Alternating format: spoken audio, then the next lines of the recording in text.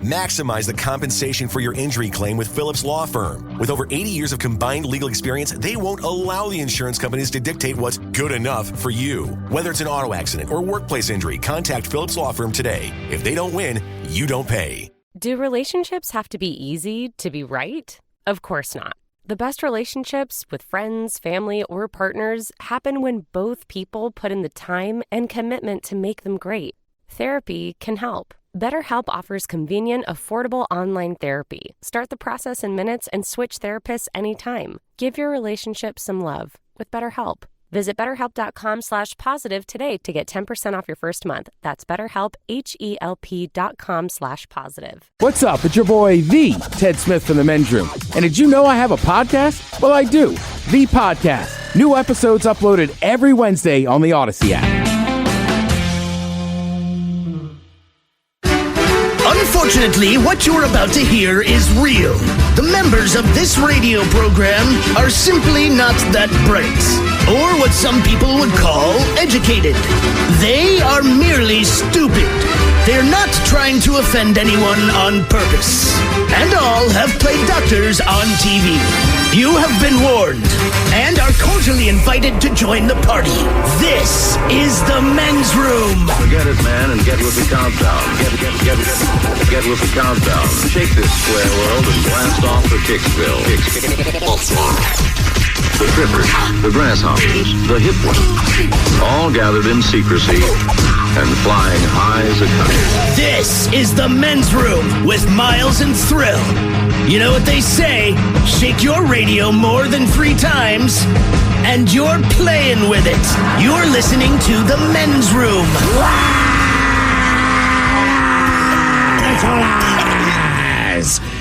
And away we go. Welcome to season 19 and episode number 4026. Along with Steve the Thrill Hill, the Ted Smith, and my cock. And you on the Men's Room. I'll tell you today it is a random question. Your guess is as good as mine. Categories: the world's friendliest accents and college football. We will play Profile This, plus headlines, a Men's Room shot of the day, fun with listener emails, and everyone's favorite, TV Time with Ted. Click, clack, drink it, be drunk. All right, here we go to Lake Tahoe, Nevada, where ski resorts are forced to shut down because of all the snow. Meanwhile, an angry, horny ex breaks into a man's house for some fun times below. Tennessee man gets mad at mom and tries to burn the house down. If you let a moose lick your car in Canada, the authorities will frown. Oh, car. And a Toronto man runs 242 marathons in 1 year so we can tell all his friends about it. That is all coming on today's very special episode of The Men's Room. And now, here's the question. Hola, bitches. Good day to you and yours. All right, well, about 1 million years ago, when I was in elementary school, when it was your birthday, all of your classmates would attempt to slap your ass once for each year that you were alive. So you turned 8, your classmates attempted to slap your ass 8 times, 9 years old, 9 times, etc. Is that just me? Is that anybody else? No, that was all me right, too. Okay. Yeah. I was writing that out this morning. I'm like, was that weird? Were we the only people? I'm glad to know. What kind of group of friends? Well, an Ohio woman recently celebrated her 105th birthday. Now, did they try to spank her 105 times? Well, no, because she's 105. But instead, what they did, they gifted her 105 fireball shots. Nice. Now, I don't think she drank them all because she's still alive, but I do like the idea. Now, meanwhile, a man in California, he celebrated his 100th birthday. How did he celebrate it? Well, not with 100 shots of fireball, but with a parade. Specifically, a parade of dogs. That's right. Owners of 200 dogs showed up to celebrate his 100th birthday. Now, that's not what I would want for my birthday, but believe it or not, that's exactly what he wanted. So the community came together and gave him a 200-dog parade. But look, you don't have to be triple digits to make the news. Earlier this month, a 92-year-old man, he became the oldest person ever to hike the Grand Canyon rim to rim. And he says he would have done it quicker, but everybody wanted to stop him and take pictures with him. But all that said, you don't have to be super old to make the news. All right, last week, a 13-year-old did what had previously been impossible. He beat Tetris. I did not know that was a thing, but apparently people said it's impossible until he did it. And then there's the 6-year-old girl who became the first female to solve a Rubik's Cube in under 6 seconds, which actually irritates me because I've had 40 years to solve a Rubik's Cube, and the most I've done is get one side. Caveat, it wasn't even the side I was working on. But these are just some of the stories that we've come across, and the stories that left us with many questions we'd like to ask you in the form of our random question, and this is how it works. You call us, we'll ask you a question at complete random, and after you share your story, we will share with you the news story that inspired said question. To be a part of the big show, the random question, call 206-803-ROCK. You can like the Men's Room on Facebook, follow us on Twitter and Instagram at Men's Room Live, and send your emails to the Men's Room at KISW.com. Maximize the compensation for your injury claim with Phillips Law Firm. With over 80 years of combined legal experience, they won't allow the insurance companies to dictate what's good enough for you. Whether it's an auto accident or workplace injury, contact Phillips Law Firm today. If they don't win, you don't pay. Look around. You can find cars like these on AutoTrader, like that car right in your tail.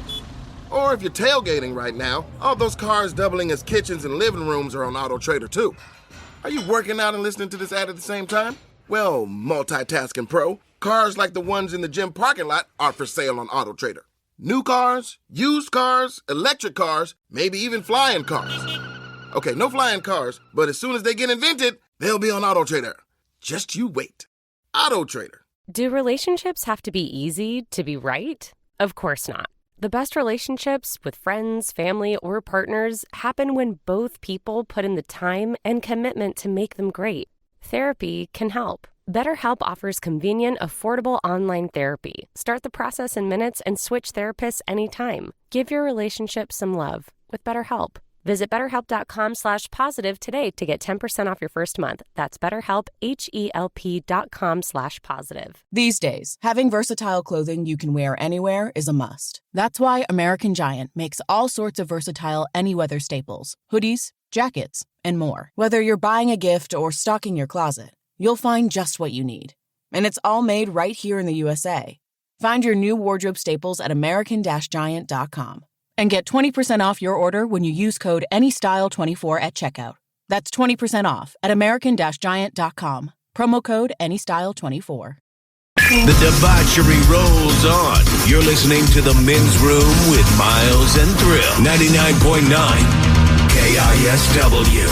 Old Patrol's away we go. Welcome to season 19, episode number 4026. What a large and in charge program we have for it today. Guaranteed future repeat. The exciting return of Your Guess Is As Good As Mine. Your categories today. We have the most friendly accents around the world. Around the world. When traveling, you'll meet people from around the globe, introducing you to different dialects and accents. But which is deemed the most friendly? With this in mind, experts at Minimum DespoitCasinos.org delve further into the perception of different accents across the world. To do so, they studied 5,000 participants and conducted the to ultimately uncover which country has the highest odds of having the most and least friendly accents. So in the world of accents, if you travel around the world, what seems to be more friendly? We joke all the time around here about the dirty Germans. Anything that's German, it can oftentimes just sound a little bit harsh. It sounds harsh, but in our limited time there, everyone smiles when they talk to him.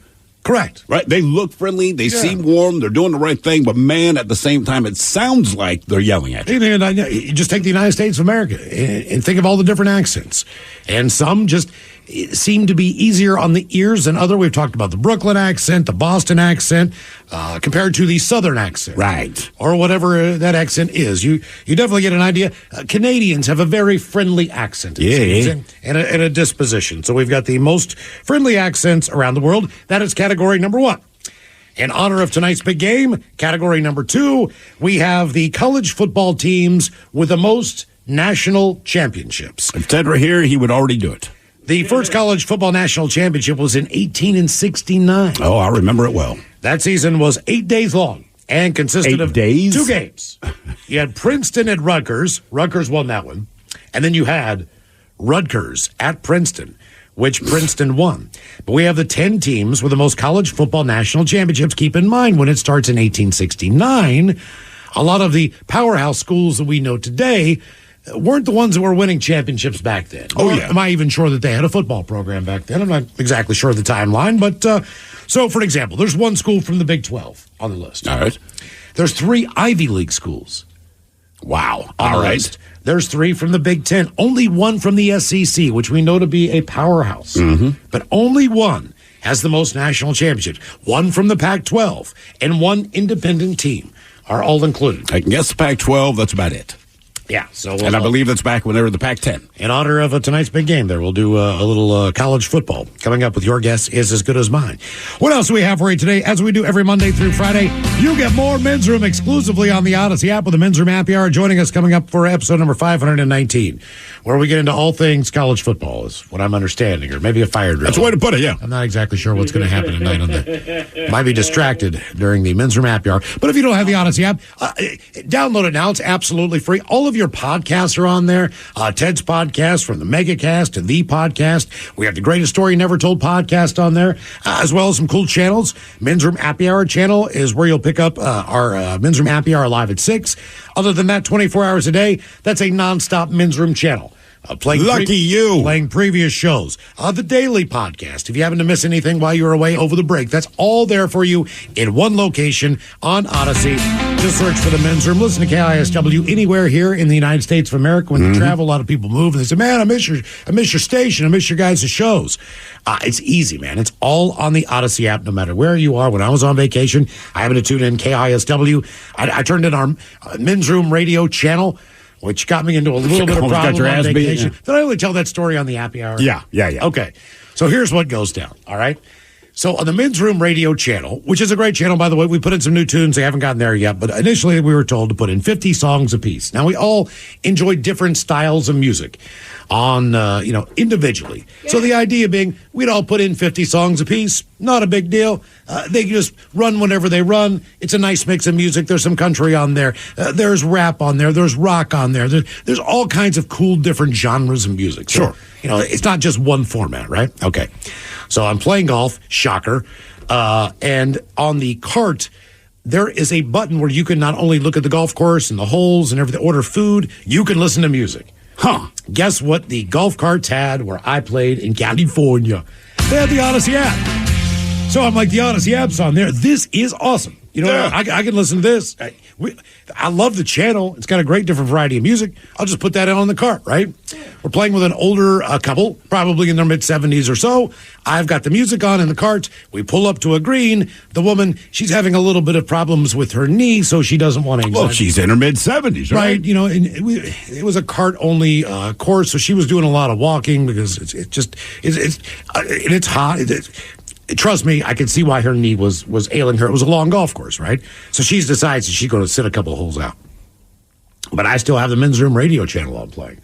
Now, if you know anything about our individual types of music, if you hear a country song on there, my buddy Charlie's with me in the car, he could pick out basically every single song, like we had a listener do in Tacoma, who picked this song. Right. So a country song comes on. And he says, I bet that's Mike. And I said, I bet you're right. I think smart money. But it might be Ted. I don't know. But more than likely it's going to be Mike.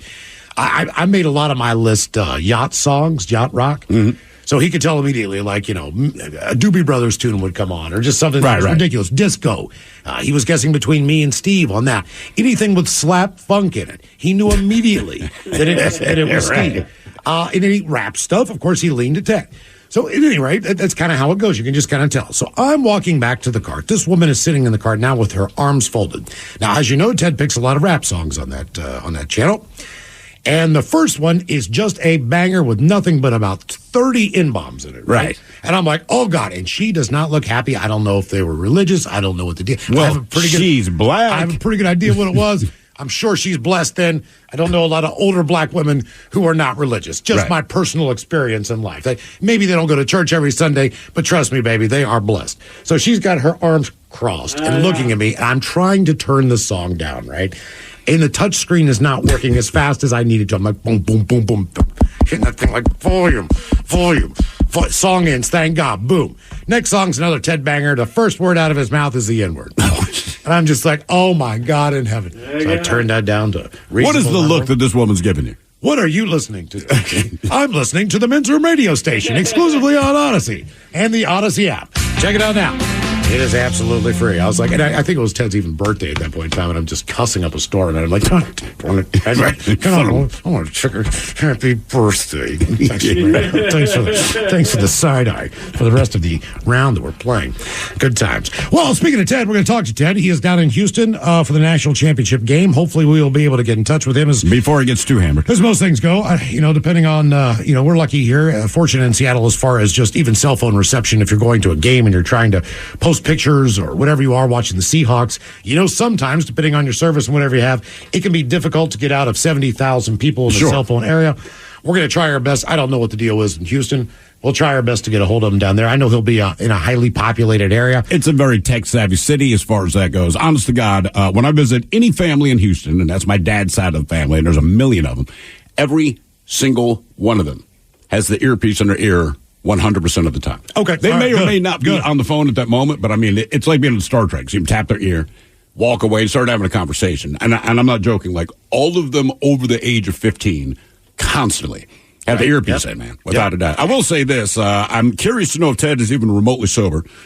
Years and years, probably 20 years ago now, this is Ted's first time on the air. Now, Ted is a sports junkie. At this time, we're working at a sports station.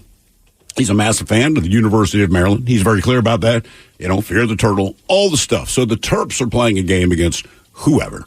For whatever reason, the game is somewhat relevant. So we're like, Ted, the station is going to send you down as kind of an attaboy. You're the biggest fan they have. Nice. You're on the sports station. You've always wanted to get on the air. We're going to send you down to Byrd Stadium at the University of Maryland. And at halftime, we will reach out to you and you give us a real update. Because, again, this is a sports this would be like going to Jen Mueller. Like, you're our sports person. You are physically at this location. So, sure enough, we get to halftime. We've been telling people all day. We have a live reporter down there. Now, no one knows who Ted is at the time, but we have a live reporter. We're getting a live update. We go to Ted, and I mean, as soon as he comes on, you hear all these people in the background. Ted, what's going on in the Maryland game? Dude, I haven't even made it into the stadium yet.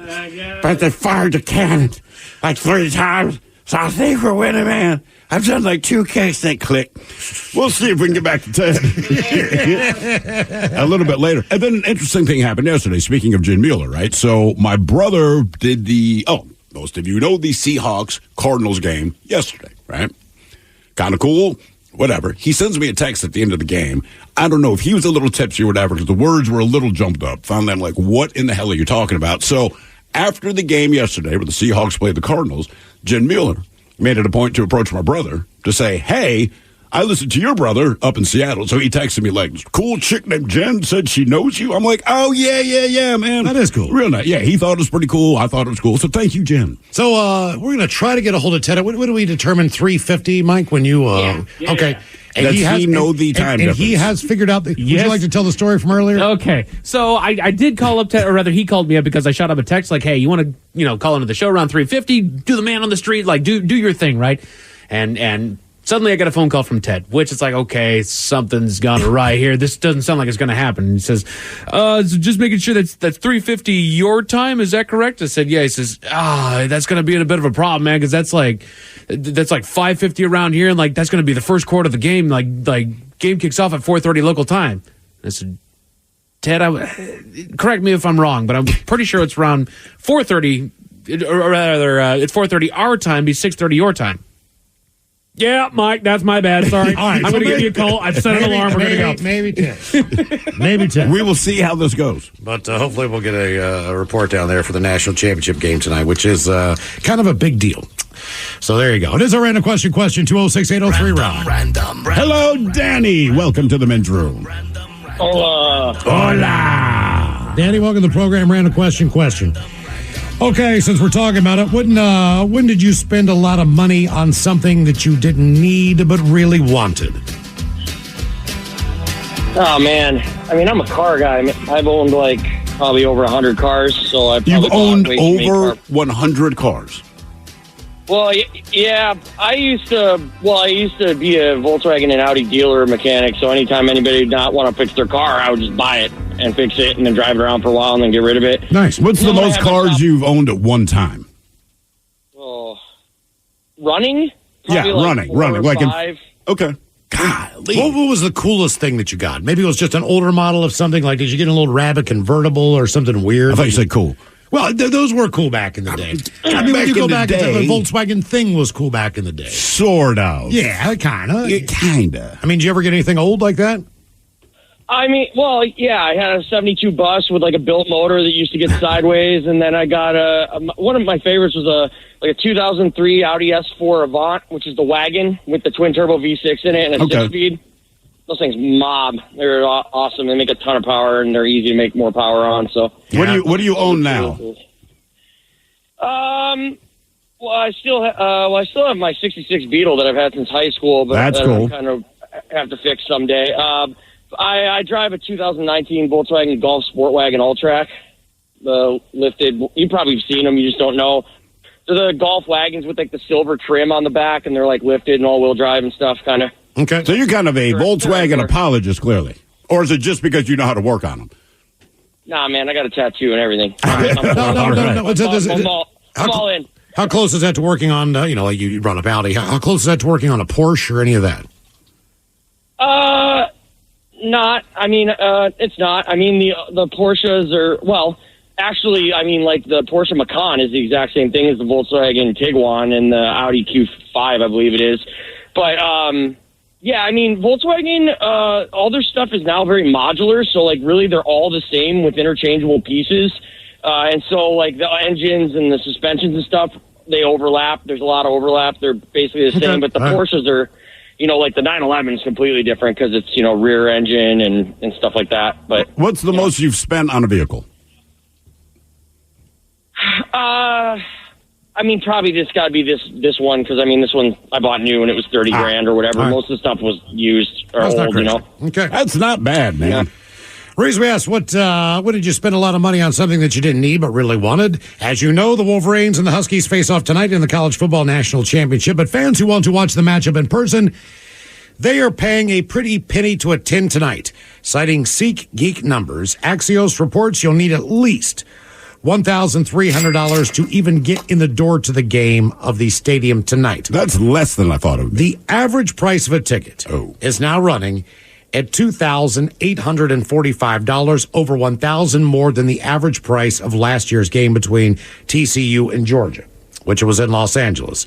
They know the excitement for the contest has trended toward being the most expensive college football championship on record. Ticket prices for the big game have not been this high since 2017. Then the average ticket price was $3,035. Again, that's Georgia, Alabama. And that's still about half the price of a Super Bowl ticket for this year. In Atlanta, which is fairly close, right? They say a win for either school would mark the first win since the 1990s, while Washington has been waiting since 1991. Michigan has been there since that time. They say that fans should use a reputable ticket broker, by the way, if you're thinking to get a ticket at the last minute, because depending on things, maybe not the most up and up. It's not going to be. People are going to make a mint not actually selling you tickets. They say if it's too good to be true, it basically is. But yeah, tonight's game, the average ticket price, $2,845. But it's a once-in-a-lifetime opportunity.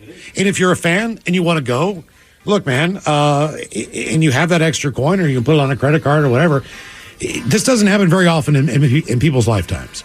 It happened in 91. Yeah, do the math on that. Exactly. And by the way, come April, you'll be able to pay up to $5,500 at Athens Acropolis and have it all to yourself. Or you can still go for free with a bunch of other people. Like, is it worth getting away from tourists who spend $5,000 on a place that you can otherwise go for absolutely free? Right. You just don't have the private tour. What about like when Disneyland shuts down, the park for like the Kardashians and stuff? Do they pay for that? They have to, man. They have to, because Disney would lose. Look, Disney ain't going out of business, but I mean, you would lose so much money for the hours that they're there. Yep. There's no way they don't. And it's probably how they do it. I don't think Disney closes it down because of the Kardashians. I think the Kardashians say, we have X amount of money, will you close it down? More of the random question coming up, 206-803-ROCK. Without the ones like you, who work tirelessly to keep things running, everything would suddenly stop. Hospitals, factories, schools, and power plants, they all depend on you. No matter the weather, emergency, or time of day, you're the ones who get it done. At Grainger, we're here for you with professional-grade industrial supplies. count on real-time product availability and fast delivery. Call, clickgrainger.com, or just stop by. Grainger, for the ones who get it done. A peanut butter M&M's production. In a world where Super Bowl winners get the world's admiration and a fancy ring, but the runners-up get nothing, one retired cop returned... That's one retired quarterback. Read the script. Oh, sorry. One retired quarterback returns to claim what's his. That's claim a ring with diamonds made from M&M's peanut butter. But you're on a roll. The Ring of Comfort, coming soon to a Super Bowl near you. Shall I take your order, or do you need a minute?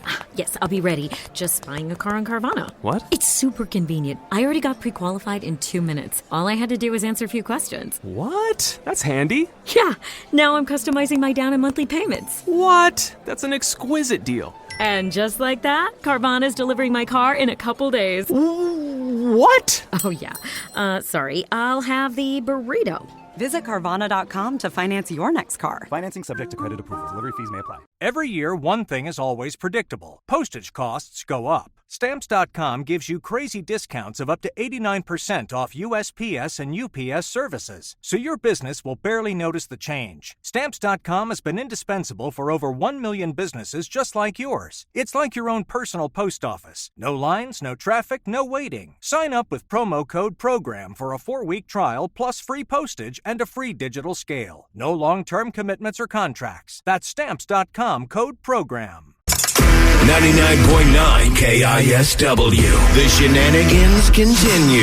This is the Men's Room with Miles and Thrill. Sorry about the national championship game. Shocking. So here's what we got. We got Ted coming up. Hopefully, we will see. Yeah, we will see.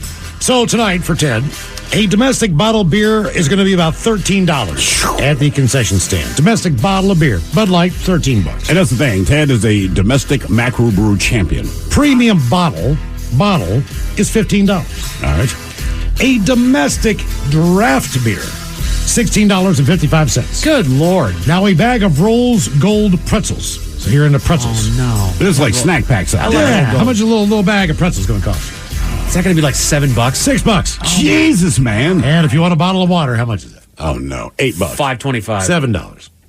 I mean, damn. You know, it's not the craziest you are at the national championship. I understand it is, that. but it's people still need some. water, man. I mean, it's one thing. My parents went They need beer. What's the name of the new stadium? Is it AT&T Stadium? Whatever. Where the Cowboys play, right? Oh, yeah. Big to do. My parents went there to check out a game. I'm like, ooh, how was it? My father's like, I'm never going back. Like, what are you talking about? He goes, look, the first thing is they're sponsored by Miller Lite. So if you want a different beer, then you got to leave and go somewhere else. He goes, but these Miller Lights are still $15 a piece. And in the end, it's Miller Lite. The other thing is, he said, you realize 70% of the people at that stadium, they watched the entire game on that giant-ass screen. Mm-hmm. He goes, no. He goes, I did.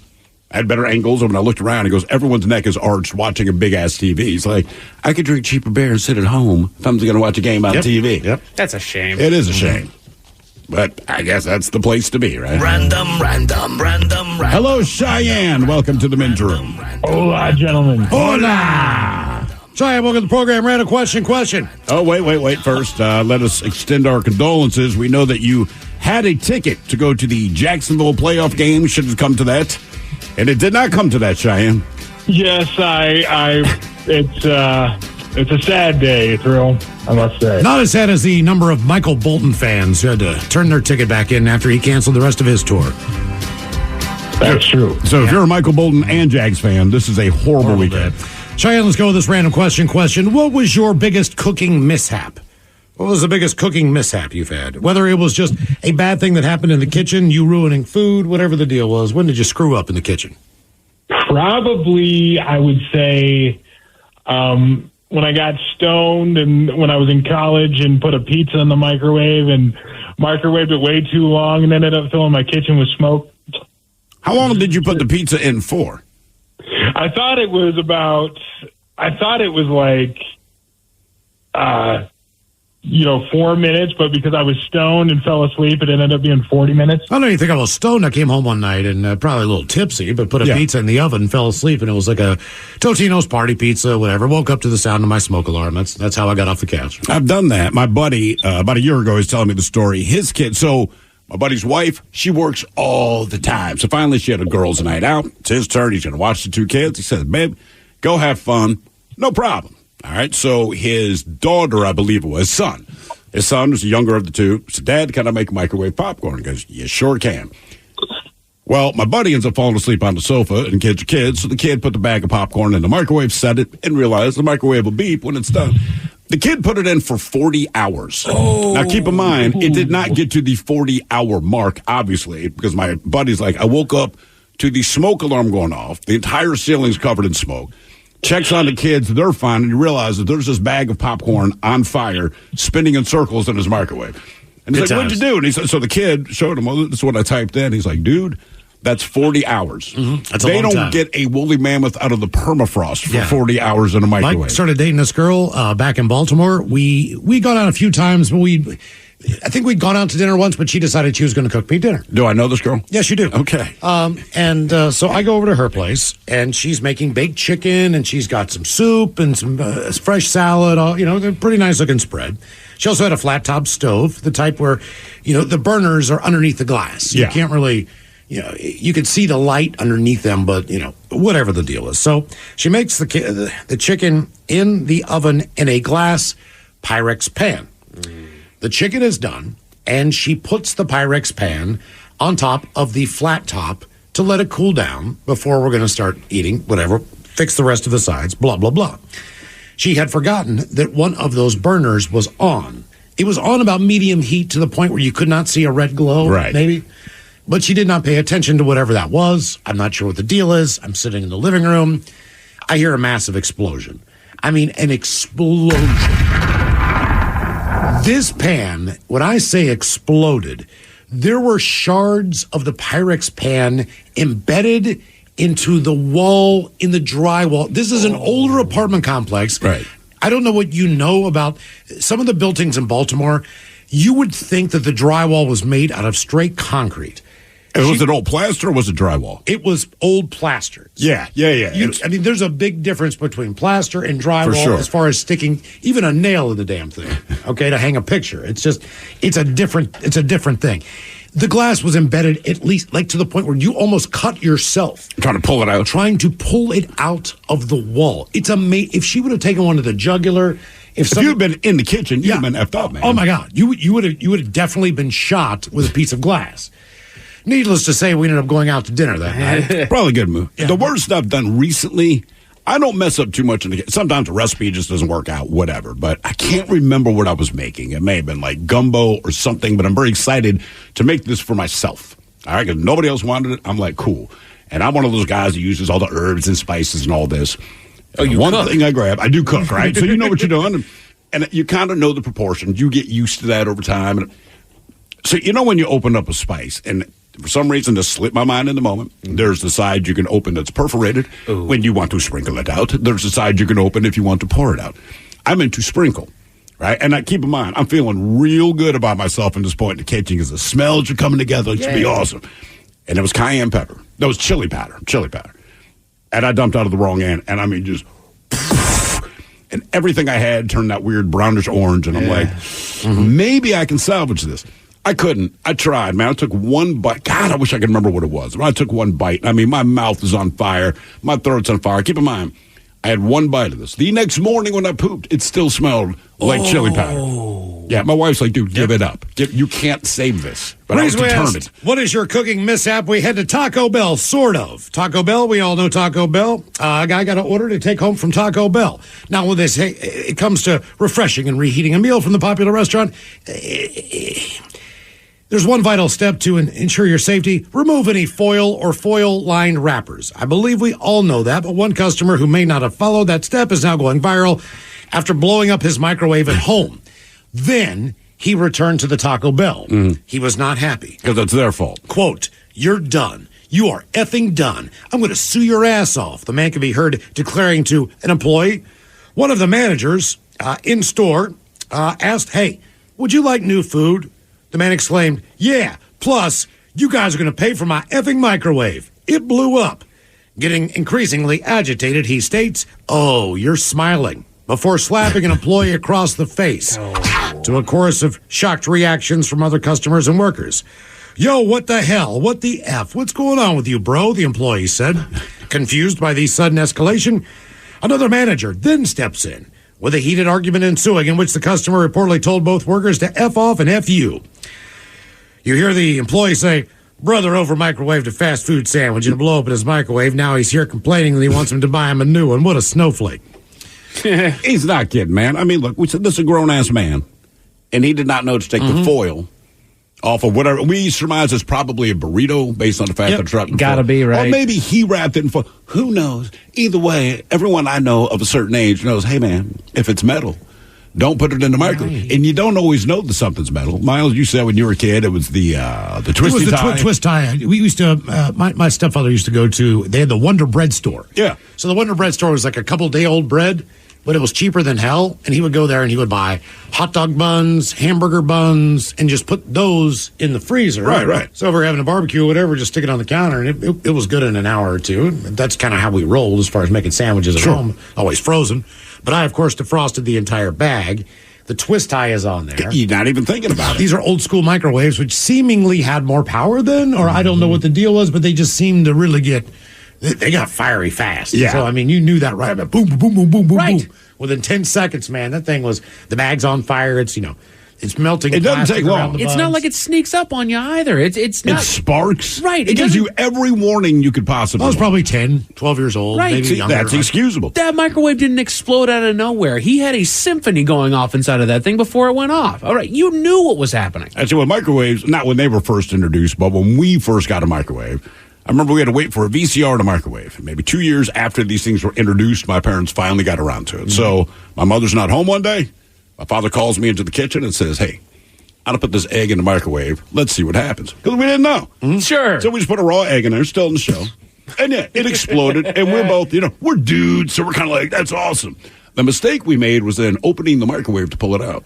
It just smells like an egg fart. But you can't get rid of the smell. No. So we're both like, uh-oh, because we both understood without saying it out loud. When his wife / my mother gets home and smells this deep fart in the kitchen, and we have to be honest about what we did, she's just not going to be pleased. And sure enough, my mother gets home. We don't say anything. It takes her maybe 2 seconds. Like, the hell is that smell? And you guys farting in here? What are you guys doing? So my father, he says, hey, me and the son, we decided. And I'm like, we didn't. You did. You invited me down to watch, but whatever. We put an egg in the microwave, and you could see my mother's face, like, why? And she goes, and what happened? He goes, well, it exploded. She's like, what the hell did you think was going to happen, you dumbass? We were pretty sure that would happen. For like 2 days, man. Damn. So every time she smelled it, we just got that death stare. So we never did it again. Random. Why'd you do that? Because we wanted to see it happen. We knew it would explode. Because we're guys, and that's how we do things. We like watching things go boom. Right. Hello, Johnny. Welcome to the men's room. Hola, bitch, hola. Hola. Johnny, welcome to the program. Random question. All right, let's see here. Okay. Johnny, you should be able to answer this one.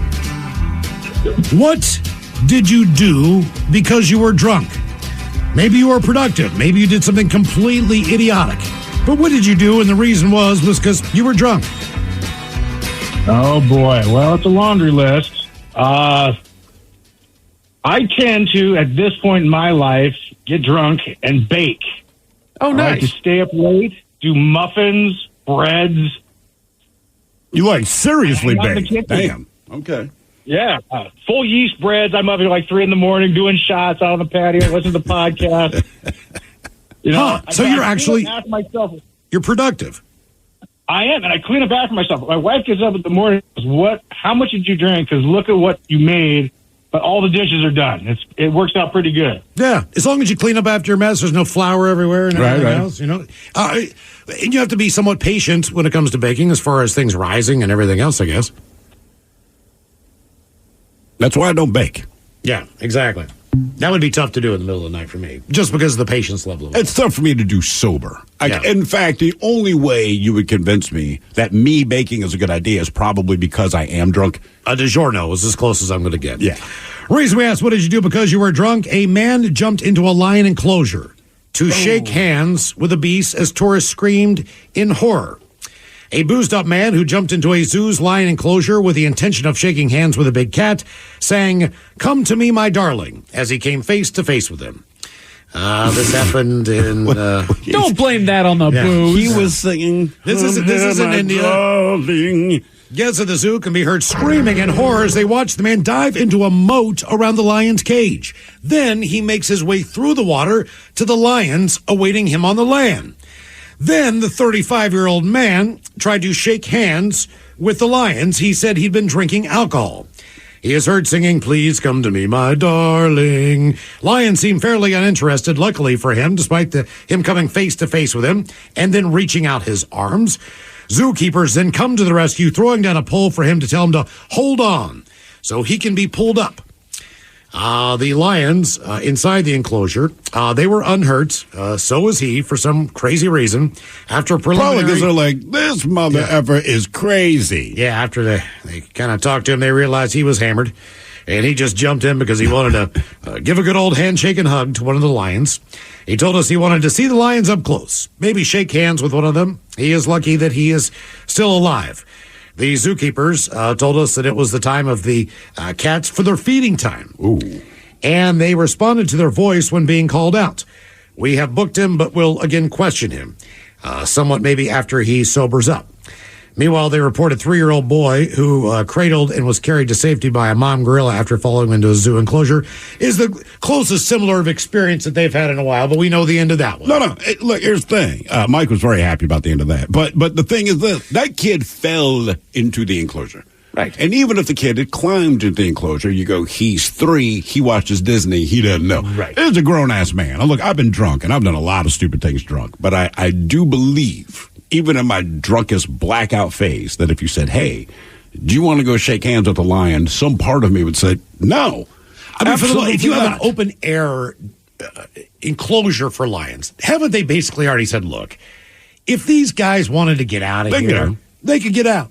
If they wanted to scale that wall, they can. They found that out, wasn't it? The San Francisco Zoo, I think it was Christmas 2005. Something like These that. kids went there, they had their slingshot, and they are intentionally hitting this tiger. And I guess they hit it with like 2 or 3 rocks. Now keep in mind, this tiger, same kind of thing, sunken enclosure, a moat, a tall cement wall. In one jump, this tiger is now where they are, and the tiger let them know what he thought of being hit by rocks. And I'm like, man, if it's that easy, I'm uncomfortable. Now, all of that said, and let's be honest about this, if you were at the zoo and that happened, wouldn't you watch? A little bit. Right. What are you going to do? Are you seriously going to like, dude, it depends. The guy goes in. You're not hoping for carnage. Well, it's not that, but there's a reason. Am I with my young children? Take the children out. Right? You don't need your kids to see this. But like as an adult, that's typically the only reason I'm at the zoo. Absolutely. I want to see that happen. It's the same reason why, ESPN will show you NASCAR. They show you the winner, and then they show you every crash. If they show you hockey highlights, they'll show you every fight. They will show you every big hit in football, whether you got injured or blown up. Like, we like the carnage, right? I'm just saying, if it's me and that's happening, like, pull out the phone. I want this on video. Man, if there's a doggone tiger out there, I don't want to be next. So I might take a glance back. This guy has voluntarily jumped in the moat, Mike. Oh, like, that one. Yeah. This guy... I thought you meant when he jumped out of the enclosure and went after the kids. God, no. I don't want any part of that. I'm saying, if you told me, hey, dude, this idiot jumps in there, all right, fine. In 2 minutes, this drunk dude down here, yeah, he's going to jump in. I'm all in. I don't even know if there's an animal that's safe to jump in. It could be penguins. I still think something weird is going to happen to you.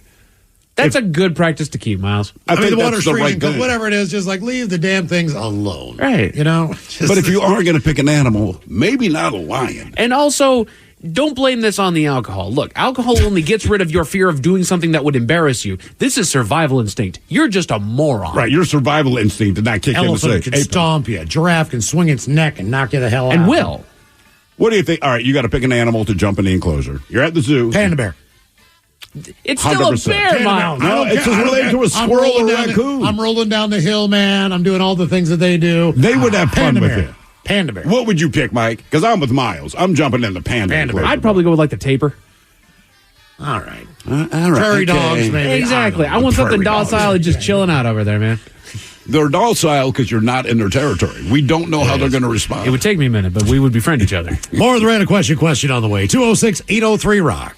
Maximize the compensation for your injury claim with Phillips Law Firm. With over 80 years of combined legal experience, they won't allow the insurance companies to dictate what's good enough for you. Whether it's an auto accident or workplace injury, contact Phillips Law Firm today. If they don't win, you don't pay. Without the ones like you, who work tirelessly to keep things running, everything would suddenly stop. Hospitals, factories, schools, and power plants, they all depend on you. No matter the weather, emergency, or time of day, you're the ones who get it done. At Grainger, we're here for you with professional-grade industrial supplies. Count on real-time product availability and fast delivery. Call, clickgrainger.com, or just stop by. Grainger, for the ones who get it done. A peanut butter M&M's production. In a world where Super Bowl winners get the world's admiration and a fancy ring, but the runners-up get nothing, one retired cop returns... That's one retired quarterback. Read the script. Oh, sorry. One retired quarterback returns to claim what's his. That's claim a ring with diamonds made from M&M's peanut butter. But you're on a roll. The Ring of Comfort, coming soon to a Super Bowl near you. Searching for a beach getaway the whole family will love? Newport, Oregon is your front door to outdoor adventure and exploration. Featuring miles of sandy beaches and ocean. Perfect for beachcombing, fat tire bicycling, kayaking, kite flying, and hiking. And explore Newport's historic bayfront with canneries, fish markets, art galleries, gift shops, and eateries. You might even spot a sea lion. Your adventure starts at discovernewport.com. That's discovernewport.com. Maximize the compensation for your injury claim with Phillips Law Firm. With over 80 years of combined legal experience, they won't allow the insurance companies to dictate what's good enough for you. Whether it's an auto accident or workplace injury, contact Phillips Law Firm today. If they don't win, you don't pay. Do relationships have to be easy to be right? Of course not. The best relationships with friends, family, or partners happen when both people put in the time and commitment to make them great. Therapy can help. BetterHelp offers convenient, affordable online therapy. Start the process in minutes and switch therapists anytime. Give your relationship some love with BetterHelp. Visit BetterHelp.com/positive today to get 10% off your first month. That's BetterHelp, HELP.com/positive. What's up? It's your boy, The Ted Smith from the Men's Room. And did you know I have a podcast? Well, I do. The Podcast. New episodes uploaded every Wednesday on the Odyssey app. 99.9 KISW. We return to the men's room with Miles and Thrill. Random question 206-803-ROCK. Hello, Spencer. Welcome to the men's room. Random. Aloha, bichola. Hola. Spencer, welcome to the program. Random question. Let's see. What do we have for you? Okay, let's go with this one. Spencer, what impressive or stupid thing did you do for your age? Maybe it was somewhat impressive just based on how old you are or how old you're too old to do that. Maybe most people don't do that when you're that young. Well, I'm 41 and I put out a book with you guys in it. So okay, that is impressive. That's impressive in its own right at any age. Yeah. Like, is there an average age that your average author gets their first book published, or is it all over the map? I have no idea, but as long as we're talking about it, you mind if I plug it? Go ahead, man. $1 Soul available on Amazon, free with Kindle Unlimited. It has the men's room in it. That is correct. Drill's read it. He actually liked it. I did, man. The biggest thing ever. Oh, my goodness. But, I mean, dead honest, I went in with very low expectations, not going to lie to you. And then we took that break in August, I guess, summer vacation, whatever. Read the thing, couldn't put it down, and I'm like, I've been entertained. And then since then, Mike Hawk has read it. I said, dude, just trust me. Mike read it? Yeah. Yeah, Mike said the same thing. He's like, I couldn't put it down, man. It's a good book. I'm going to get to it eventually, Spencer. Thank you. I promise you that. Yeah, it really is. Solid book, man. Yeah. Also, Throw, you might like this. I put a website out for $1soul.com. It's a questionnaire to find out how valuable your soul would be to Lucy, the devil. Right, and then there's also SpencerCromwell.com if anyone wants to check it out. Okay. Just real quick, what would you sell your soul for? You have to. Who are we selling it to? The devil. The devil. Who else buys souls? He's like the only guy I know that's like, I'm in the market for souls. Let's man, I'm selling my soul. Let's go $1 billion. All right. Because it's like I got it. I want $1 billion. I want $1 billion, and I want the Ravens to go to and win the Super Bowl each year for the next 12 years consecutively. We have a few stories on our question. What impressive or stupid thing did you do for your age? We have a woman who celebrated her big milestone birthday with over 100 whiskey shooters. Florence Hackman, she turned 105 December 16th, making a major day for a Fireball whiskey fan. She goes by Flo. She lives in Loveland, Ohio, and apparently she drinks quite a bit of Fireball every single day, and her birthday was no exception. So Fireball heard about her love for the cinnamon whiskey spirit, and they surprised her with 105 different mini shooters. And surrounded by about 50 guests, she celebrated her birthday by watching the Bengals and drinking Fireball all day, because that's what she likes to do. She said she was totally shocked, and it was a surprise, and she was thrilled to see it. It was a totally unexpected thing. So she got 105 Fireball shots on her 105th birthday. Here's another one. More than 200 dogs showed up to wish a 100th birthday to a San Jose man at a tail-wagging neighborhood gathering that turned into what they say was a touching show of community support. It gives me chills thinking about it. According to Allison Moore, she was talking about the birthday party that she organized for her father. To think that about 160 dogs I'd never met before, and their owners, sometimes as a couple, sometimes as a family of 5, just wild to me. Heartwarming that these strangers would take part in their day to come to my house and bring their dog to greet my dad. Dogs of all shapes, sizes, ages, and breeds arrived in style, decked out in costumes, some wearing party hats, sunglasses, rolling up in classic cars, wagons, or in the back of pickup trucks. It was surprising and thrilling to see so many people and dogs who came out. I've never seen so many wagging tails. She thought people would just walk by and wave, but it turned into much more than they could ever imagine. She said her dad petted every single dog that stopped by. She said last year she was thinking about doing something big for his 100th birthday. He lives in an assisted living center in Palo Alto. Most of his friends are gone. My mom is gone. A big party didn't make sense. And since he's been in assisted living the last number of years, the highlight is always when they would bring dogs in to visit the assisted living facility. And when we lost our dog in 2020, I would just borrow friends' dogs. He just loves them. So more than decided a dog parade would be right up her dad's alley. And she put an invitation out on some neighborhood websites, and all those people stopped by to say happy birthday to Granddad. Imagine the cleanup on that. Probably. There's a lot of plastic bags, everybody. Substantial. But wait, there's more. It took Alfredo Burdillo 21 hours and 15 minutes to hike the 24 miles from the North Rim to the South Rim of the Grand Canyon.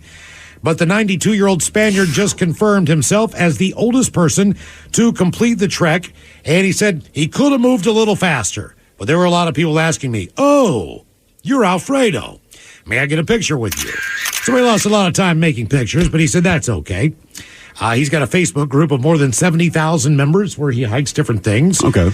But there are those who recognize him from as many as previous rim-to-rim hikes. The October hike was the first completed with evidence in the form of fitness tracking data, plotting on Google, independent accounts. What did you think I said?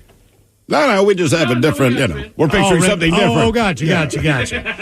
He is the oldest person on record to have hiked the Grand Canyon rim to rim. We told you about the 13-year-old kid, the first person to break Tetris. Which I didn't know was a thing. The 6-year-old girl became the first female to solve Rubik's Cube in under 6 seconds. There's all kinds of Have you ever solved a Rubik's Cube? Hell no. Ever? No. My brother got one, not when they first came up, probably about 40 years ago. And honest to God, one time I got one side, but it wasn't even the side I was working on. I'm trying to get this one side, and my brother goes, "Dude, stop. I'm like, "What?" He goes, "You got all the blue." I could get 5 but not the 6th. I could always get all the perimeter. How can of the you top. get 5 but not 6? Because there's only 6 sides. I could not figure out how to finish sides. the bottom.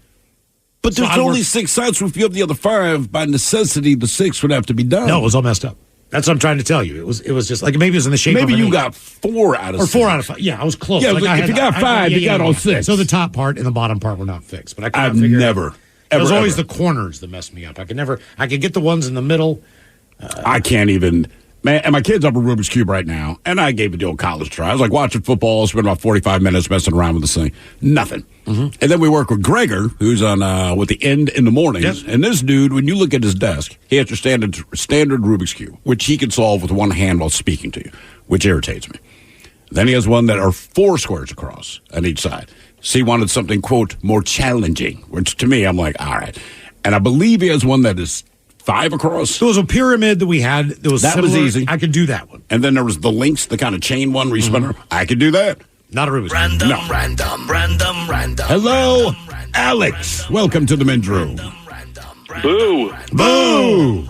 Alex, welcome to the program. Random question. Here's an interesting random question for you. Alex, would you say more times than not that in a given situation that you will hold the door for someone if they're coming up behind you? Or you see them coming in the door and you just open it up before you leave, whatever?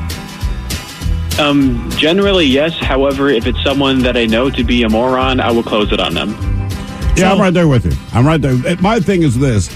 We're pretty good about holding the door open for people. We work in a corporate office building. You recognize some people, but you don't necessarily work with them. But we will hold the door. 95% of people, thank you, oh, thank you. Or you do that thing where they start jogging. I was like, you don't have to speed up, man. Just I'm holding it for you. But the people that have walked in and they don't say thank you, I never do it again. It does not. And you remember those people? Yes, you do.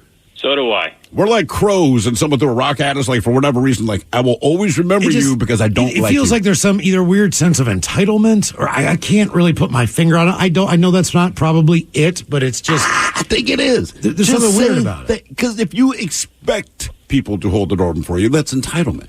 If you recognize that they're just being gracious, and you say thank you. To me, saying thank you when someone holds the door open for you is the equivalent of waving your hand when you accidentally cut someone off on the road. Like, you can avoid road rage just by extending your hand. And when you don't say thank you, I realize how angry I get. Obviously, just general manners, that's kind of how I was brought up. And I definitely open the door more for someone than they open it for me. But when they do open the door for me, I am very gracious about the fact that they did. Oh, thank you. I really appreciate it. Absolutely, man. I will acknowledge the fact that they did that. I will say this, though. Complete transparency here. The better looking you are, the more likely and longer I will hold the door open for you. So Miles and I surmise that if you're a good-looking woman in this building, all right, like I said, you don't work with us. You just know us from the building. Your perspective is, oh, man, they're really nice guys. They're decent gentlemen, right? The truth is, we find you stunningly attractive. Right. Now, if you're the same distance away and it's like a 5 Mississippi and I don't find you attractive, I'll let the door go. And it's not a mean thing, but if like the 5 Mississippi, that's decent. People who are holding stuff, big boxes, the guys at UPS or the mail service that come in with dollies and those big truckfuls of boxes. I mean, you know when someone needs help. So the right thing to do is give them a hand if you can. So the reason we asked, do you hold the door for people? Maybe you haven't heard this one, but they put out a little survey that says that 31% of people admit to trying to close an elevator on someone so they won't come into the elevator with them. I have done that, but that's specifically who the person is. That is correct. Now we get into doorway etiquette. In a new poll, 29% of Americans admit to deliberately not holding a door open for someone else when they were close by. 62 say they always do that. They always hold the door open. The people least likely to hold the door are men. Least likely to hold the door are men under 25 from the Northeast. We also rarely get the door held open for us. We do, but no one's trying to check out my ass. Again, I'm going full transparency, so you'll see some hot person walking up, and it's like, of course I'm going to hold the door open for you. They say you're a gentleman. The truth is, I saw you from the front. I've held the door open. You were now walking in front of me. I'm checking out your butt. And do we know the official definition of holding the door open for somebody? Because if there is a young woman that is following me in, I will actually stop going inside. I will hold it open and wait for them to walk through before me, right? Exactly. Whereas if there's somebody else that I know is right behind me, maybe I'm in a rush or something like that, I'll just kind of do that little shove of the door. I appreciate even that much. No, that's good too. It says, I'm acknowledging that you were there, but I'm in a hurry. I get it. Right. The people most likely to open the door or hold it for people are female boomers from the Midwest. So women in the Midwest. Of course. 48% of people think someone has deliberately not held the door for them. You're right. You're absolutely right. 33% of people say it's never okay to close the door or not hold it for someone. But either way, there's kind of a split opinion there on whether you should be doing that or not. You guys ever rush into the elevator and then just start hammering that button to shut the elevator doors? I've tried it because there's certain people I just don't like in the building. Yeah. And it's not whether or not I like you, it's whether or not I believe you're going to speak to me. Right. And Miles is better about this than I am. I have a very difficult time just being cordial and nice and decent if I really don't like you, but you're not actively speaking to me. Right. I can't explain it. I should be old enough to know better, but I have a very hard time not just being real curt. But even though they're being very nice, I just don't like it. But here's the thing about those elevator doors, and I don't know if this is true everywhere, but door open always works. Yes. If you, hey, hold the elevator door, you hit door open, they pop back open. You hit door close over and over. I think they're on a timer. I don't know the door close actually works because trust me, I have tried many, many times because I see them in the reflection as I turn the corner to our elevator bays, right? And I kind of run on real quick and I'm hitting that door close and God damn it, it just doesn't do it. And now I'm stuck trying to act like I don't hate them as they're speaking to me. I'm bad at it, man. Random. Hello, Justin. Welcome to the men's room. Hola. Justin, welcome to the program. Random question. Here's one for you. Justin, what would you say is the story involving your phone? Whether you accidentally sent someone a nude picture, awkward text, you dropped it in the toilet. What story would your phone tell?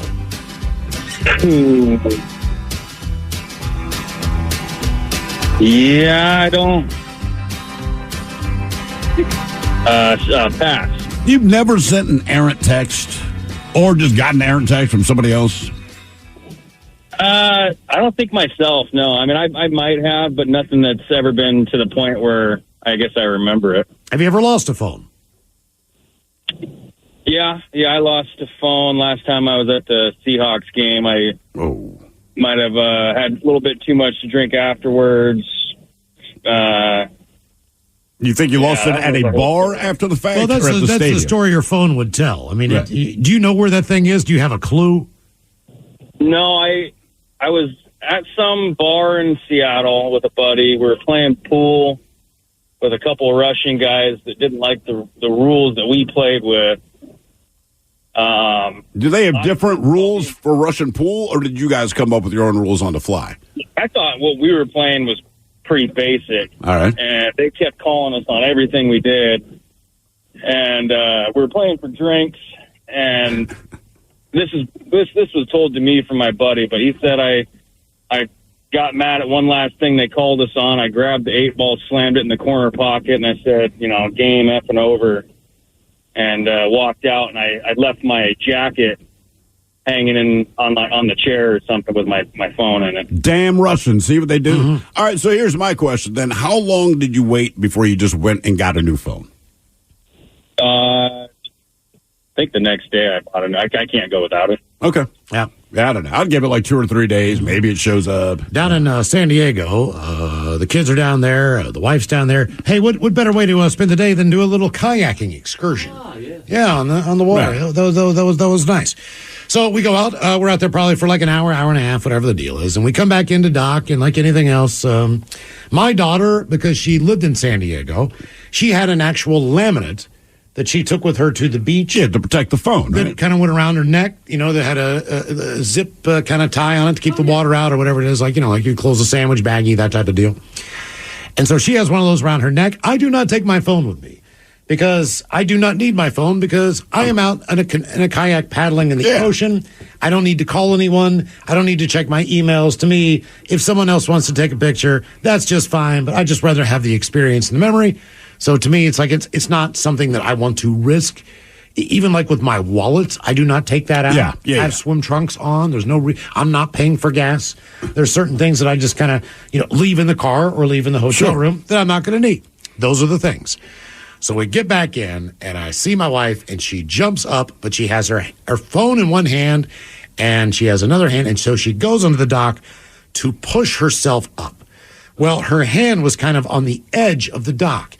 And I see this phone do this flip motion in the air. Right. It's like suspended in air. And then I see it bounce off her palm and she tries to catch it, but she somewhat swats it. And then with the other hand, she lets go and almost falls into the water, tries to catch this thing. And then I watch it drop down about 12 feet at the bottom of the dock. Now, this is salt water. Right. It is in a marina. I can kind of see it. So I think, okay, can I go down and get this thing? Is it possible? Is this even salvageable? So I look at my daughter, and I said, hey, man, do me a favor. Call her phone. I'm just curious. And as you look down into the abyss, you see this glowing green light. And I'm like, there it is. But it's still the winter, so this is not the time. I did not get into the water. It was still cold. Right. I'm not diving down 12, 13 feet, which I can't tell you the last time I did, to pull a phone out of the bottom of a marina that I'm not sure is even going to be functional by the time that we get it back up. Sure. Yes, it's ringing now. But by the time I get down there and get it, without goggles, without being able to see anything, feel for the bottom, come up just dying for air. I'm not the best deep diver. Yeah. Like my ears pop and stuff like that. Even when it came to picking up coins at the bottom of an 8-foot, 10-foot pole, that was not necessarily my best trick in the world.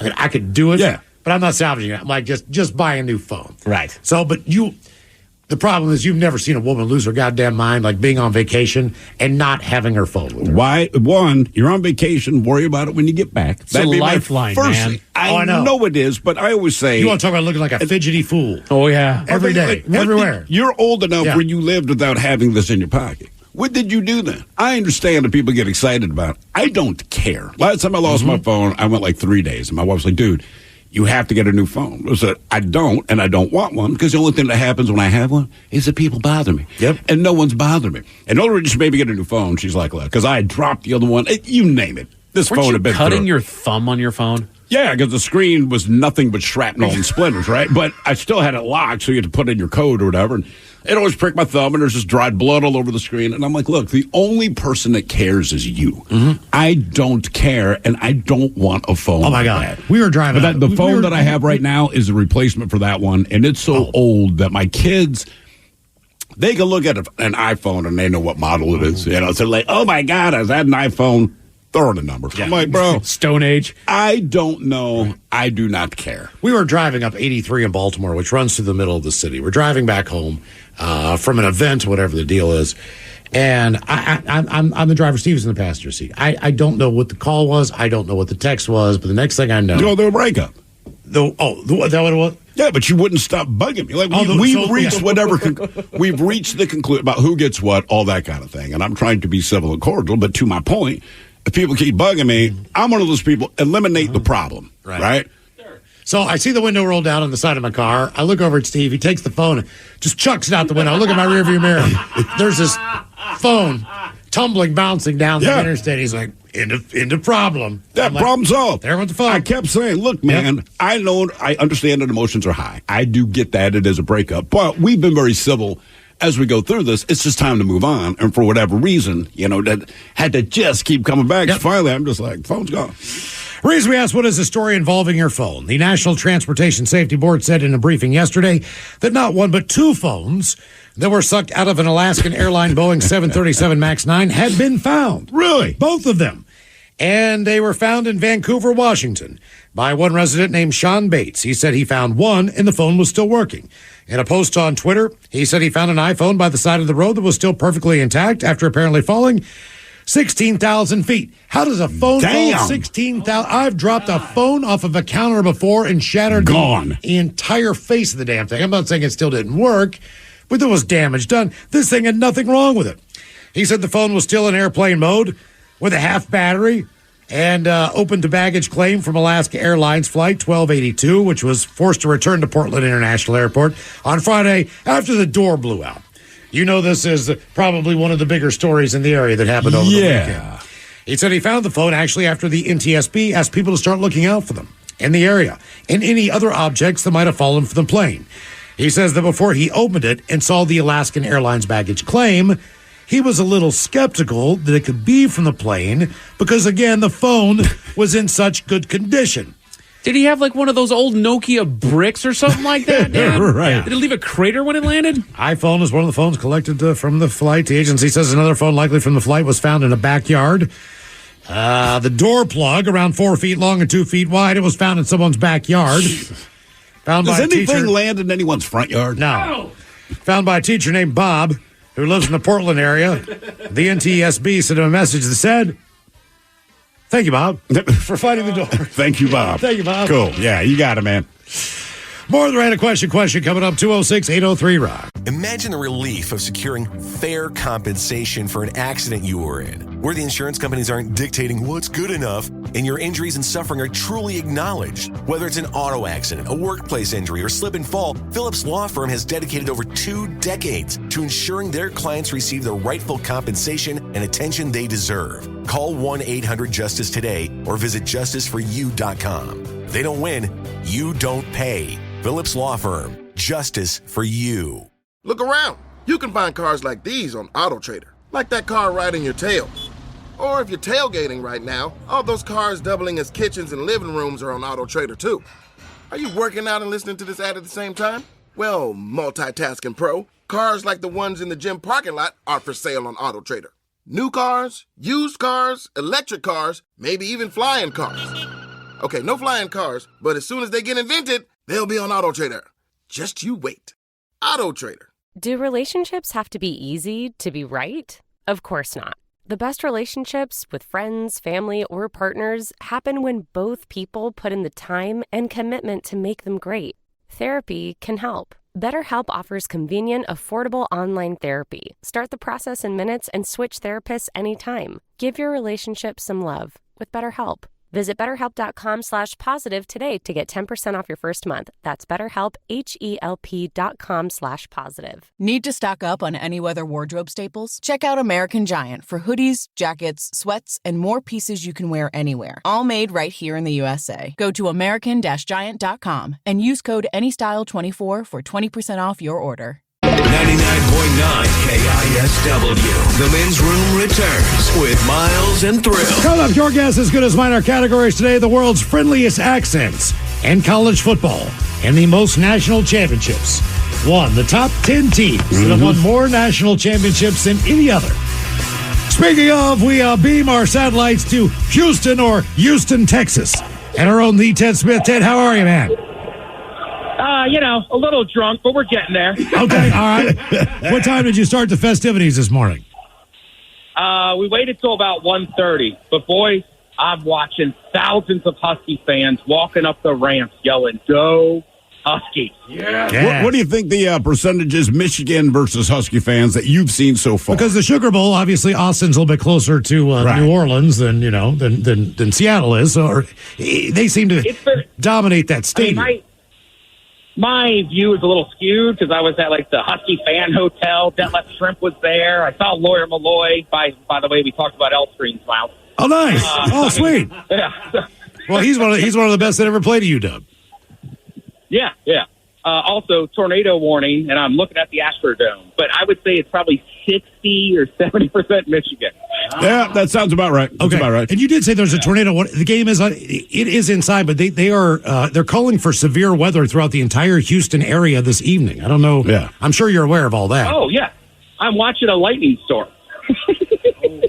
Are you? It's wild. It was 75 today, and now it's about 60. Okay, really? It is dark. So thank God the game is inside. Correct. All right. So what have you eaten so far since you've gotten it? Because you started basically in Austin and have worked your way to Houston. And one thing we know about Texas, a lot of good food everywhere. Grill, you're correct, but I've been in a strictly taco diet. Really?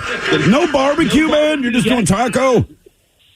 I've had a brisket taco. I've had a breakfast taco. I had a little mid-afternoon taco. Tacos all day, all the time. That's great. But what is? We almost got thrown out of the country concert last night because all the Washington people had the damn bait pen. Oh, is that right? Yeah. Okay. Well, that's what happens when Washington visits your state. Yeah, we forget that's not cool everywhere. How was the show? Awesome. And honestly, it's one of the coolest events I've been to. Even the Michigan fans are super nice, and people are just pumped. I think about an hour from now, the mood's going to change, but right now, it's pretty damn awesome. Now, just knowing what we know about how stadiums are set up, I don't know much about how Houston is as far as where the stadium is. Is that downtown? Are there things to do around it? Is it a walkable area? What kind of place you in? No, it's far out. It was 14 miles from downtown. So where I'm standing outside the stadium, looking at the skyline from here. Like I said, it's next to the old Astrodome. So it's not. There might be stuff to do around here. We just honestly, it's the championship. I've been in here for 90 minutes. So one time, Ted Smith is let's get in early. All right, Ted, let me explain something to you. You are in Houston, Texas specifically, so 14 miles outside of downtown. That is what they call, quote, right around the corner. Yeah, I know. It's right there, man. It's long and flat. So we were reading the concession prices: $16.50 for a draft beer, around $14 for a domestic bottled beer. And I believe the bottled domestic was $13, so there's $1 savings for you right there. But if you want a small bag of, was it rolled gold pretzels? Yeah, like the snack size you give a child for lunch, $6. Yeah. Texas is pretty cheap in the bars, not in the stadium. Okay. Okay. All right. Are you? Do you know where your seats are? Are you sit? Is it kind of one of those things where are there sectioned off areas for the fans, or is it just like the Super Bowl? You get a ticket and you're sitting where you're sitting. No, it's supposed to be like I'm right on the 50, like right below the cameras. Yeah, I had a good connect. But like it's weird. The stadium's supposed to be half and half, but like the Michigan fans are bleeding into our half. You can't hear it, but behind me, the Husky fans are going nuts. You could tell they've been at the Husky tailgate and getting hammered. Now I know for a fact that you know just about everybody. Have you randomly run into people from the Seattle area that you know or that have recognized you from something that you got a chance to talk to yet? Honestly, last night at the fan hotel, I'm telling you, all the Husky legends were there, and 3 dudes came up and were like, "We love KISW. We love the men's room." It's like, hope we're not bugging you. I'm like, hell, you're validating me with all these legends. What time did you shut down last night? It's around 3. 3 in the morning. Wow. Yeah. What time did you get up and start this day? Had a mimosa around noon, and then we started hopping on beers around 1. So got up at 11. Got the 3 S's out of the way and, got it moving. So what's the plan? You're crashing in Houston tonight, or maybe you're going to be up all night, depending on the outcome of this thing. But you got a hotel room for the night there? Correct. Yeah, and then I'm going to drive back to Austin tomorrow and get on a 5 p.m. flight, and I'll see you boys on Wednesday. Okay. Yeah. All right. Oh, man. I'll be in great shape, by the way. Oh, we have no doubt about that. Did people like all the hats that you bought at Dick's? And I'm not talking about the sporting goods store. I'm talking about the hamburger joint. Right. Did people like their presents? They did like their presents. And, I am so happy. It's today was so hot and humid. I was like, these mesh hats are the way to go. Yeah. Okay. All right, man. The humidity never quits, man. So I guess you're probably going to get a chance to see the marching band and all the stuff. Yeah, and I'm kind of forgetting I'm on the radio. It's just I'm talking to you 3 guys. So I'm on the 50. They're good seats, just second level up. Yeah, damn, dude. I mean, come on. We'll be looking for you, man. How much gear are you going to buy in there? Oh, I'll tell you one thing. They win this game, I got to buy at least 4 hats. I know that. We will take one. Ted, enjoy your time down there, man. That is awesome. We hope everything goes good tonight, man. Look forward to seeing you get on Wednesday. Yeah, thanks for checking in. I just want to tell Seattle, go Huskies. Let's bring this home. Yeah, man. Absolutely. All right. There you go. The Ted Smith. Down in Houston, Texas. Man, the thing is with NFL season starting to wrap up, the playoffs start next week. The deal I'd made with my son, I said, look, man, if the Ravens go to the Super Bowl, and I've made this deal with him 3 years out, we will get tickets and we will go to the game. Well, you have a connect. Your brother can at least get you a ticket in the game, which is the most important thing. Whatever the cost is the cost that you have to incur. You're not paying the scalper's cost, right? And that's a huge difference. That is because you get all the markups and all that crap after the fact. So I kind of have him on but it's still not cheap, right? So every year I say this to him, and it's like anything. If you're a football fan, you don't know if your team's going to go. You hope they do. Well, the Ravens started putting it together. Guy at the bar last night was like, you guys are going to win it all. I kept telling him why we might not, and he kept saying, F you. That's how we started every sentence. F you, this is why you're going to win. So, and I hope he's right. But if they go, I am on the hook for this, right? And my son, as he's watching this unfold, is getting more and more excited. And like anything, the possibility is definitively there, right? You got to win your games. But the reality financially of what this would cost to pull off is also hitting me. So the more excited he gets, the less excited I get. I'm excited about the prospect of them going, but knowing that I have made this deal, I'm like, I got to do it. But I'm like, oh, man. And he keeps saying, how much would it cost? I said, you don't even want to know, and you wouldn't believe me. Well, and you just got to remember, man, it only hurts for the first few hours after you've done it. It does. And then it's nothing but good times after that. But the deal I made, because the wife's like, you know how much that's going to cost. I said, yes, I do, because I have to buy them. So, yes, I'm very aware. I was hovered over the computer but what we will do the Super Bowl, and I just had my finger on the button like, do I do it? Yeah. Do I do it? I was like, do it. Hit the button. I was like, oh, God. Yeah, we were on the phone together. We're on the phone together. We're waiting for the championship game to wipe that. And he's like, I got it all set up. I just haven't hit enter. Right? So it gets to 3 zeros. That's what we agreed. Make sure there are 3 frickin' zeros on that screen. It's like, I'm going to do it. Then we're like, yeah. Oh, I mean, just this pain hits your chest, man. So I've already looked at the ticket prices for this, and it's exorbitant. It's the Super Bowl. So and it's also in Vegas, and Vegas is one of the more expensive stadiums to watch a game, even during the regular season. But one of the beauties, so the average ticket price. But the beauty of it being in Vegas is, I said to my wife, like, look, we will fly down morning of, should this come to pass, and we will fly back after the game that night. I think that's impossible. Right. No, it's not. I mean, you get down there early, go to the game, because the thing is, if I'm just with my kid, it's not like I can party. Right, I know that. I will be in decent shape. I would suspect most people from either city that's being represented on this game will probably spend another night.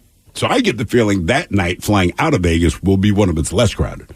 I don't know. Day of, I'm sure it'll be packed, but I'm like, look, I don't care. We'll just go to the game. You can do the quote-unquote NFL experience, right? All the crap they have kids.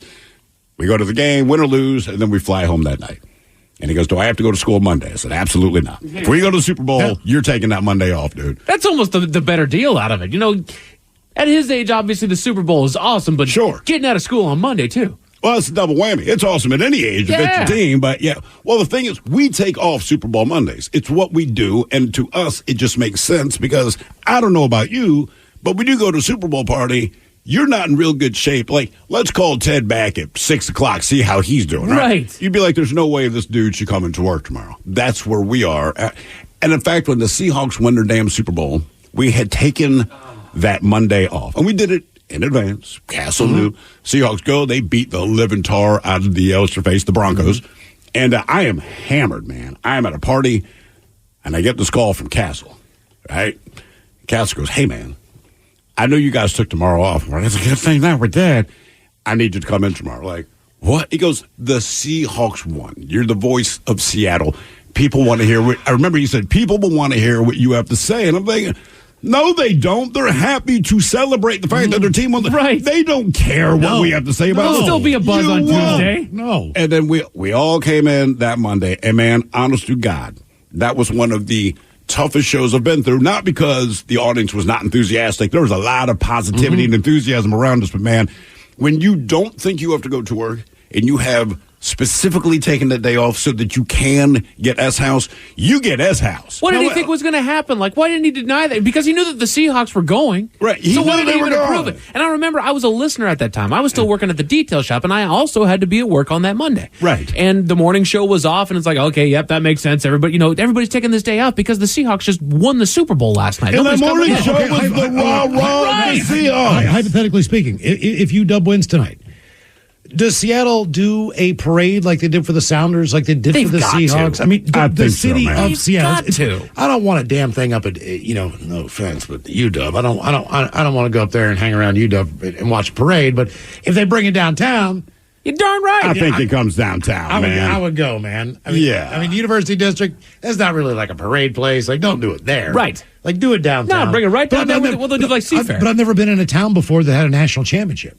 So even with basketball, I have no idea how college works. You're talking college, right? As far as the celebratory Yeah, do they aspect. throw parades for if you're in a well? Bro, you're talking to me. I haven't seen one. Yeah, exactly. But most schools that do well in any given sport are not part of a major city. One of the unique things about UW is that it's located in the middle of Seattle, right? If Wazoo wins, like you can throw a parade in Pullman, but it's a parade in Pullman. Nothing against Pullman. Sure. Right, exactly. 18 people live there. If Michigan wins and they go, where East Lansing or Ann Arbor. Right. I mean, yeah, okay. I would think that they would, just because how gaga Seattle is for the Huskies. We do very much support the Huskies around here. They have got to run a parade down there. Well, like I said, they're in your city. And I think that makes a huge difference. We've proven ourselves to be a sports city. We, as much as people didn't think that the people of Seattle like sports, we love our sports around here. We all rallied behind the Mariners in 95. We rallied behind the Seahawks in 2012 and 2013.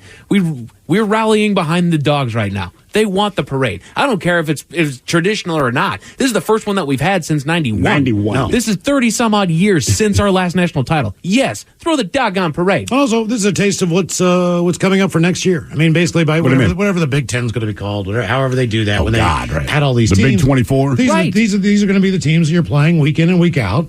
And they're already an underdog based on the fact that they don't believe that UW is a powerhouse enough to compete on that level. This is an undefeated team.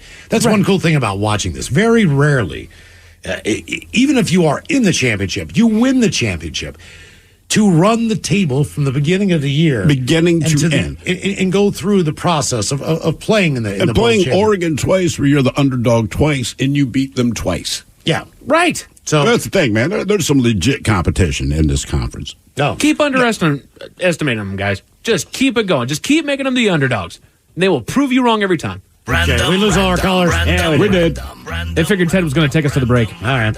Now, look, man, there's certain things you know you need to do, and we know that Ted's just doing us a nice. Ted's ready to throw the hell down. He is, dude. Make no mistake. He kept it together on the phone there, and he's not hammered yet. When he actually, you would definitely know. When I called him, he said, man, I probably might be a little bit tuned up by that time. I was like, dude, I want your first broadcast. I want you wasted at that And we know who you are. Right. Of course. I'm just going to grab this. Should I just grab it? They're gone. All right, we lost our calls. I'll give you guys one. All right, hypothetically speaking, I had a question. If you guys found $1,000, would you return it? Do I know where it has come from? You just found $1,000. No. You found $1,000. Do you return the money? Absolutely not. If I see it falls out of your pocket, falls out of your bag, yes. Because then I feel guilty because I can attach, a person to this money. If it's just, say, on the ground at the airport or in the library or something like that, no chance. But then aren't you just as much on the hook for being on camera or someone seeing that you maybe have done this? But is it illegal? And I don't know this, right? There's $1,000 if you pick up $1,000 on the floor to Fred Meyer. My money says this is a setup. My money says that someone. But put what that are they there. setting you up for? Because you're on some TV show. Would you return $1,000? Right. No. John Quinones just comes around. Exactly. What would you do? Why didn't you return that money? Flat out, no. Like, dude, look. There's two different kinds of shows you can do. I see a lady reach into her purse to pull out her phone. $1,000 drops onto the ground. I would probably sprint over and pick it up for her. Say, hey, ma'am, you dropped this. Yes. Notice I said probably. Now, I'm just walking through Fred Meyer, and I'm at the cereal aisle because I'm going to buy some Cinnamon's Toast Crunch. There's just $1,000 sitting on the floor in cash. I'm taking it. I would be looking around, and to be honest with you, I would be trying to find a way to return it. Because like I said, there's nobody around. Whoever it does belong to has now long since gone. But have they long since gone? Yeah, I know that's fair. Maybe you stay in the store an extra 10 minutes to see if but how do you handle that PA announcement? You don't say someone dropped $1,000 because everyone's going to look for it. I'd probably go to the manager in the store and say, you're going to have somebody who's going to run in here panicked that they're missing something. Let them know. You can't give it to the kid behind the counter at the service. Like, I'm holding on to that until I give it to the person that lost it. Why can't I trust him? You're already saying that I'm the bad guy if I just pick it up my camera. You should at least be able to trust the kid behind the counter. No, I don't care. Manager, kid, whoever. Conscious, sweet old lady, 58 years old. She's going to bingo. She is. I mean, like, you're basically just giving her the money you found. Right. That's why take it. I know that I can bring the money that I found back to the person that lost it. Okay, that's why I'm holding on to it. But would you? Yes. Okay. Really? Yes. I would hate myself for doing it, but yes, I would. Oh, man, I'd be hammered. I mean, just like, dude, it's $1,000 free. I can't let myself do it because then I immediately put myself in their shoes. If I drop $1,000 and I run into that store, dude, I want somebody to return it. But would you honestly? So you have dropped. I wouldn't expect it. Right.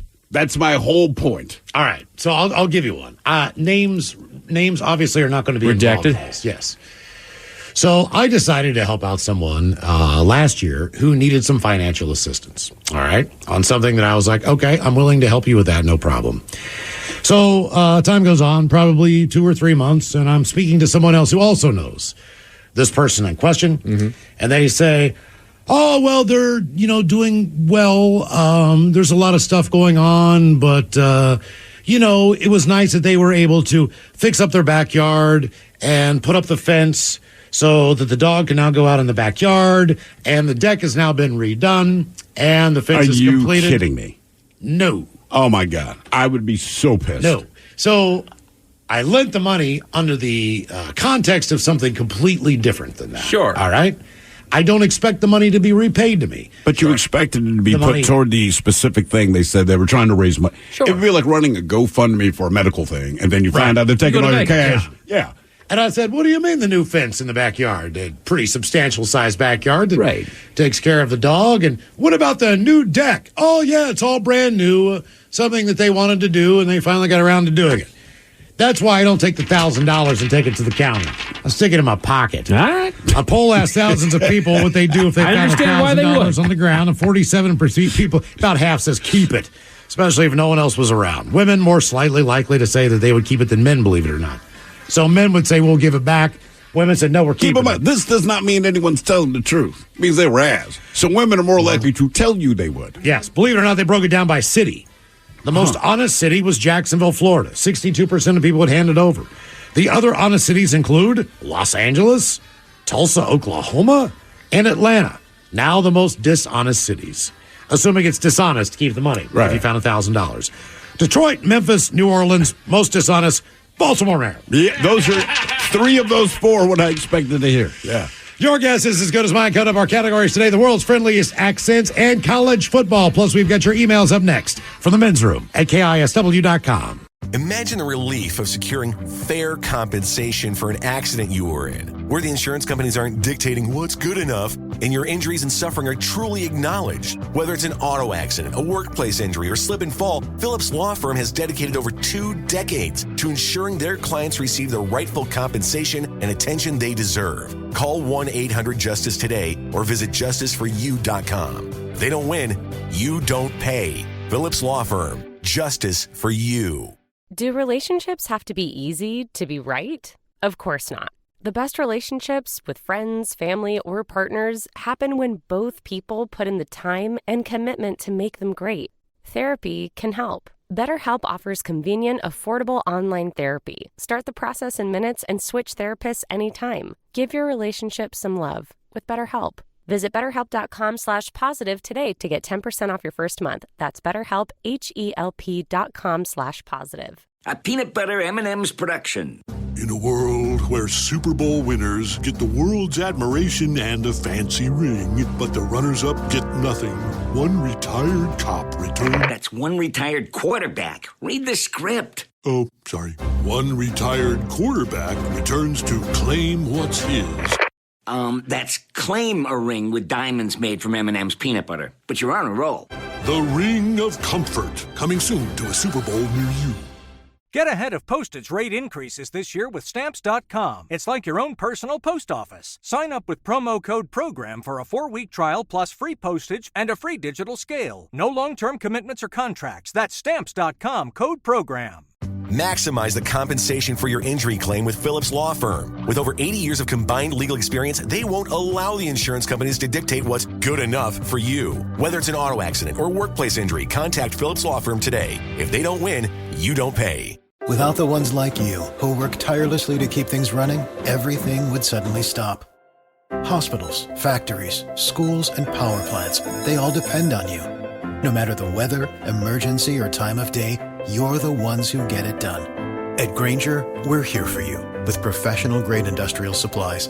Count on real-time product availability and fast delivery. Call, click Grainger.com, or just stop by. Grainger, for the ones who get it done. What's up? It's your boy, the Ted Smith from the men's room. And did you know I have a podcast? Well, I do. The Podcast. New episodes uploaded every Wednesday on the Odyssey app.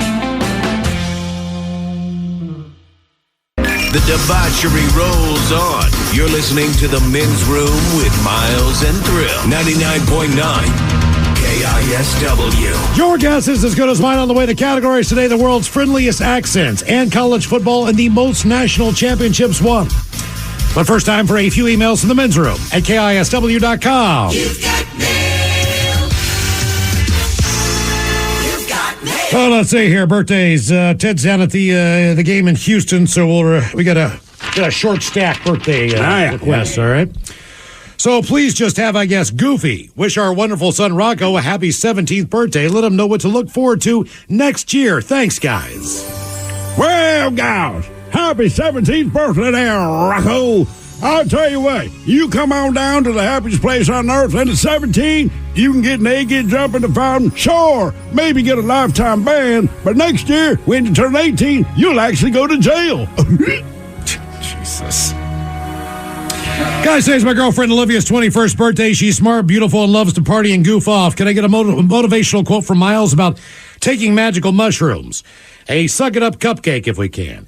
Coach Ted is not here. But thank you guys so much. Going out to some nice bars here in Charlotte, North Carolina. That from Jeb in North Carolina. So, suck it up, cupcake! Did you see his girlfriend? Mm-hmm. Yeah. He needs no motivational words. He's doing Olivia? okay. I'm assuming that you were on magical mushrooms when you decided it would be a good idea to go out with Jeb. You're young. You're 21 years old. You might think you're in love right now, but you never know. Take one good look at Jeb and say, is that the guy that I want to be with for the rest of my life? Who puts men's room quotes on his door at his dorm room? Love you, Jeb. Pacholos, today is my brother Keith's 51st trip around the sun. Can I get your penis is too small? The dirty German doing what they want to this electrician brother of mine. And some words of wisdom from Miles. Thanks, guys, and keep up the great work. That from Carl, a.k.a. Baby Huey. Yeah, Baby Huey sounds like a lovely name. Means you must be in shape. But as far as your friend's birthday, I did not know much about this electrician thing, but one of the first things that my father taught me was the difference between the male and the female plugs. And I have never been the same. Okay. All right, here, let's see. Keith, okay. Try this one at a party. This is a good one. Here's a limerick that you can do at a party. Oh, a limerick. Yeah, do this one, okay? There once was a fellow named McSweeney who spilled some gin on his weenie. Just to be couth, he added vermouth and slipped his girlfriend a martini. Oh, that is beautiful. That is beautiful. The old penis martini. Yes. Order that one at the bar. See what they come up with. But Joel, want to give happy Jackie Robinson birthday, 42, to my loving fiance, Mary Carr. Can I please get the dirty German talking about her amazing Filipino adobe sauce? And go Dogs for tonight's game. Love you. Can't wait to call you my wife. Go Browns. That from Kyle. There we go. Yeah, I experienced Filipino adobe sauce when I went canyoning. That's it, huh? Yeah, that is it. But Charles, today's my husband's 54th birthday. His name is Andy. Could you please have the dirty Germans talk about him dipping his fishing pole, sipping his Jim Beam, and eating his tuna sandwich, and his cat Big Head. Also, can you please give him a Leroy Jenkins and an OG fish sandwich? Thank you, guys. That from his wife, Jeanette. Leroy fish sandwich. Yeah, what did you want all of these requests on? First, fishing pole, sipping Jim Beam, eating a tuna sandwich, Steve. Yeah, generally speaking, you start with the Jim Beam, and then I would say, then you eat your tuna sandwich, and then you dip your fishing pole. That's the order? Yeah, typically, I think I need the tuna sandwich last.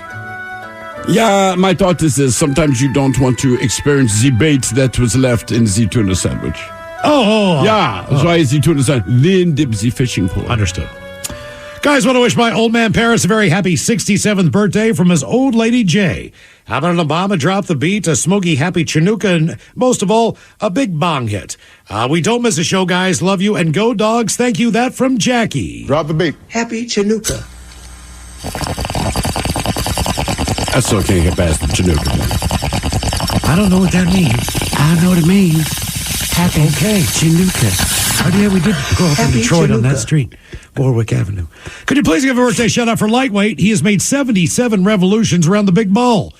Back in the day, there was a Lightweight and Lickin' bachelor pad in Bremerton. The two of them just slayed the cuties. Lightweight was the jokester. He would pour a bucket of ice water on Lickin' when he was showering. One day, Lickin' got back and turned off the hot water at the tank, then turned it back on. The next day, Lightweight replaced the hot water heater.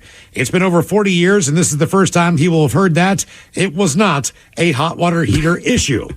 So can you please give an OG fish sandwich and the dirty Germans talking about what goes on their bachelor party pad? Happy birthday there, Lightweight. That from Lickin' and the boys. Two Oregon fish sandwich. Yeah, here's the thing. They say with age comes wisdom, and if he was slaying it back in the day, he is 77. He is now a magical beast and should rewrite the Kama Sutra. All right, guys, here you go. Happy, happy, happy birthday. Happy, happy, happy birthday. Happy, happy, happy birthday to you, to you, to you. Ya's a Dirty Germans brought to you by Men's Room Original Sausage. Available through Uli's World Famous Sausage, mensroomlive.com, and other fine retailers. Schweinefleisch. All right, let's get a contestant on the line for your guess as good as mine now at 206-803-ROCK. First couple of extra texts here, or emails, sorry. What did I not get to do? From last week on the Odyssey app, gentlemen, I was supposed to be in Houston right now watching UW play Michigan in the College Football National Championship. But our flight got canceled last minute. Thank you to the door blowout on the Alaskan Airlines 737 MAX for causing that. I am so disappointed and so pissed. I am not okay. Respectfully. That from Sean. You shouldn't be okay. It's one of those deals where, and look, man, when it comes to airline safety, all of us want to be safe because that's kind of a one-and-done deal. But you go, all right, hey, man, look, I really want to go to this game. I know a door got blown off mid-flight, but nobody died. My thought would be, I'm going to fly there anyway. If the worst thing I heard is that a kid's shirt got sucked off. Not funny, but funny. But everyone was okay. Like, dude, I will chance it. Right. I will chance this. Oh, let's see here. Plans that ended up sucking. We go to England for this one. Bacola's in August 2018. A friend and I decided to go to a music festival in Austria, in a town about 20 miles west of Vienna. A quick bit of backstory. Up until then, I'd only been to Glastonbury, which is the granddaddy of all festivals. At Glastonbury, there are no separate entrances for camping and non-camping. There aren't curfews. You can bring in as much alcohol as you want. It is fantastic. Trust me when I say there is nothing other than maybe Burning Man like that in the United States. No, there's really not, man. Where you can walk in with all your own crap like that. Do that. Legally. Correct. Yeah. Right, we can do it, but you have to do it. You can pull into a parking lot and get a camping spot at the gorge and have a wonderful time and bring in your own stuff and all that stuff. I get that. I understand that. I'm talking about walking into the venue. Into the gorge itself. With the stuff. So I assumed this is what all festivals would be like. I was very wrong.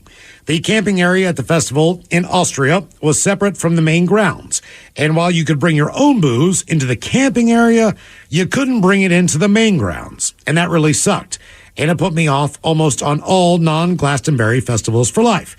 On top of that, it's 90 degrees every day, barely a single patch of shade to be found. I got very badly sunburned. It was downright miserable. Thankfully, there was a strip mall maybe just under a mile away from the grounds and had a bowling alley. So my friend and I spent the better part of each day at the blissfully air-conditioned bowling alley bar and then went back to the festival later in the evening when it cooled down. As a bonus, even for 2018, you could still smoke in most bars in Austria at that time, so bonus there. Cheers, bitches. That from Sean in England. That's one of those annoying things where we go, like, in principle, we understand why you don't want people to smuggle booze into your venue. Dude, we understand. We get it. But when you start going to venues and what you charge for the booze is ridiculous, what you find is more people will smuggle things in because at that point, it's not about being sneaky. It's about, I need to save money. Yes! I already spent $380 on a ticket for blank. I don't want to spend $16 a beer. And one more here. On what I did, what I got last to do summer that kind of sucked. Bitches, Ola from Hornell, New York. My buddy Dave and I went to the Great House of Guitars in Rochester, New York to get tickets for the very first Family Values tour with Korn as a headliner. Rocks. I'm sorry, man. Look, for my youth, that was one of the coolest places you could ever go. Was also the very first show at the remodeled War Memorial, name changed to Blue Cross Arena. Coming out of the House of Guitars, parking lot slammed into a massive pothole, broke a rear control arm on my car. I fixed it MacGyver style, with 4 muffler clamps and a chunk of steel, kind of like a splint. Nursed the car, then the 2-hour drive home, drove easy. Come time to go to the show, no one would let us use their car. So again, limped my broken-ass car to Rochester, turned off on our exit, bam, another pothole. My splint came unhooked. Called a buddy for tools, re-band-aided the car, get to the show, missed the first band, Incubus, I think. Meanwhile, I was near death with the flu. Buddy Dave, he's tripping bad on acid. Not a fun combo. Great show, but I felt like complete S, and he's tripping B's. Good time, still low buddy with the emergency tools, case of beer. That from the Trickler. Oh, no, I hit that wrong. What is this? What are we playing? What is going on? Playing the Stars and Stripes, dude. America, man. That is a smooth mix, dude. We're in America. You're the best DJ ever. Thank you. I mean like wedding DJ style. Time for Your Guess is as good as mine. It's an easy game to play. We get a contestant in the line. From there, you guess from one of two categories and try to guess as many right in said category before 3 strikes, and you're out. And there he's gone. We just lost our contestant. On Your Guess is as good as mine. So the question for you, two fine gentlemen. You mean me and Mike? That's exactly right. You'll be playing the home version of the game. I was not prepared for this. Yeah. Would you like the college football teams with the most national championships won, ironically enough? Or would you like the most friendly accents around the world? I don't feel confident really with either of these, Steve. I don't feel either. I know what Miles said at the top of the show. But I worked on this one, and this is only time dated for today. All right, you know what? Let's do it. I mean, come on. I can use this one. Not that he's twisted our arm. Right. But you know what? Mike and I have decided after conferring for 45 minutes, in other words, 3 seconds when you made us do it, we're going to take the college teams that have won the most. All right. Let's go, baby. Okay, as you know, the national championship is on tonight. What? Yes, it is. Oh, my God. Mercy. Okay, so the first college football national championship was back in 1869. 1869. I remember the Rutgers played somebody. A season was only 8 days long and had 2 games, Princeton at Rutgers, which Rutgers won, and Rutgers at Princeton. Princeton won that game. So we have for you today the 10 teams who have won the most college football national championships. Most of these have won more than 5. To give you an idea. More than 5. If you're looking for clues, all right, first of all, we have 1 independent team. That should be a gimme. Yep. Okay. All right. That explains that one. Yep. We have 1 team from the Pac-12. We have only 1 team from the SEC. 3 teams from the Big Ten. Okay. Also, here's the one you should be able to do better on than not. 3 teams from the Ivy League. From back in the day. Remember, 3 I know the Ivy League basically started what we know to be college football. So I'm going to guess Yale. And 1 team from the Big 12. So let's see. All right. So he goes Steve Yale. the Thrill Hill says Yale. Yale is number 1. Oh, real? Okay. Number 1. All right. Yale won national championships in 1874, 1876, 1877, 1880, 1881, 1882, 1883, 84, 1886, 1887, 1888, 1891, 1892, 1894, so they own the 80s. 1907, 1909, and 1927. You have picked the number 1 team who's won the most national championships at 18. Then they started letting black people in the school. That would be Yale. They've never Do we done go that. Harvard then? Did Harvard ever have a good football team? I would go Harvard only because Harvard's always Yale's whatever. Right, they're big enemy, right? Yeah. Harvard. That would be a tie at number 8. All right. You are correct. Harvard has won 8 national championships. 1942, 1954, 1957, 1961, 1968, 1970, 2002, 2014. The most impressive thing to me. 1919 was our last one. Okay, so it was not. No, okay. it was not. You said there's 3 Ivy League schools. So you've got Harvard. You have Yale. There's 1 more team. In the Ivy League. It's got to be Princeton, right? Princeton is number 3 on the list. Princeton won championships in 1869, 1870, 1872, 1873, 1878, 1879, 1880, 1885, 1889, 1893, 1896, 1903, 1906, 1911, and 1922. So most recently, who is... Ivy League is off the list with 3 and no strikes. In your opinion, who is the most popular? I don't know if they're the best. From an Ivy League school, they have since retired. Maybe 2 seasons ago, they were a quarterback. They played for damn near every team in the NFL, which was Fitzpatrick. 7. Oh, right, Fitzpatrick, yeah. Okay. I want to say he was a Harvard guy. Let's move on and do these individually because I think it'll be easier just to have your mind. Notre Dame. Right? Independent. Team. Let's get rid of that. It is Notre Dame. Notre Dame is at number 4 on the list. They have won 13 national championships. 19 and 19, 1924, 1929, 1930, 1943, 1946, 47, 49, 64, 66, 73, 77, and 88 when they beat West Virginia University in the Fiesta Bowl. Wasn't that your team? Freshman or sophomore year? That have been my freshman year. I did not play that year. That was cool. Oh, you'd have been the difference. If he was on the team, I was not on the team. I was not on the team. Notre Dame had no chance. No way, dude. So we have SEC coming up. Let's do the 1 SEC team that won a national championship. Alabama? Right? Alabama's number 2 on the list.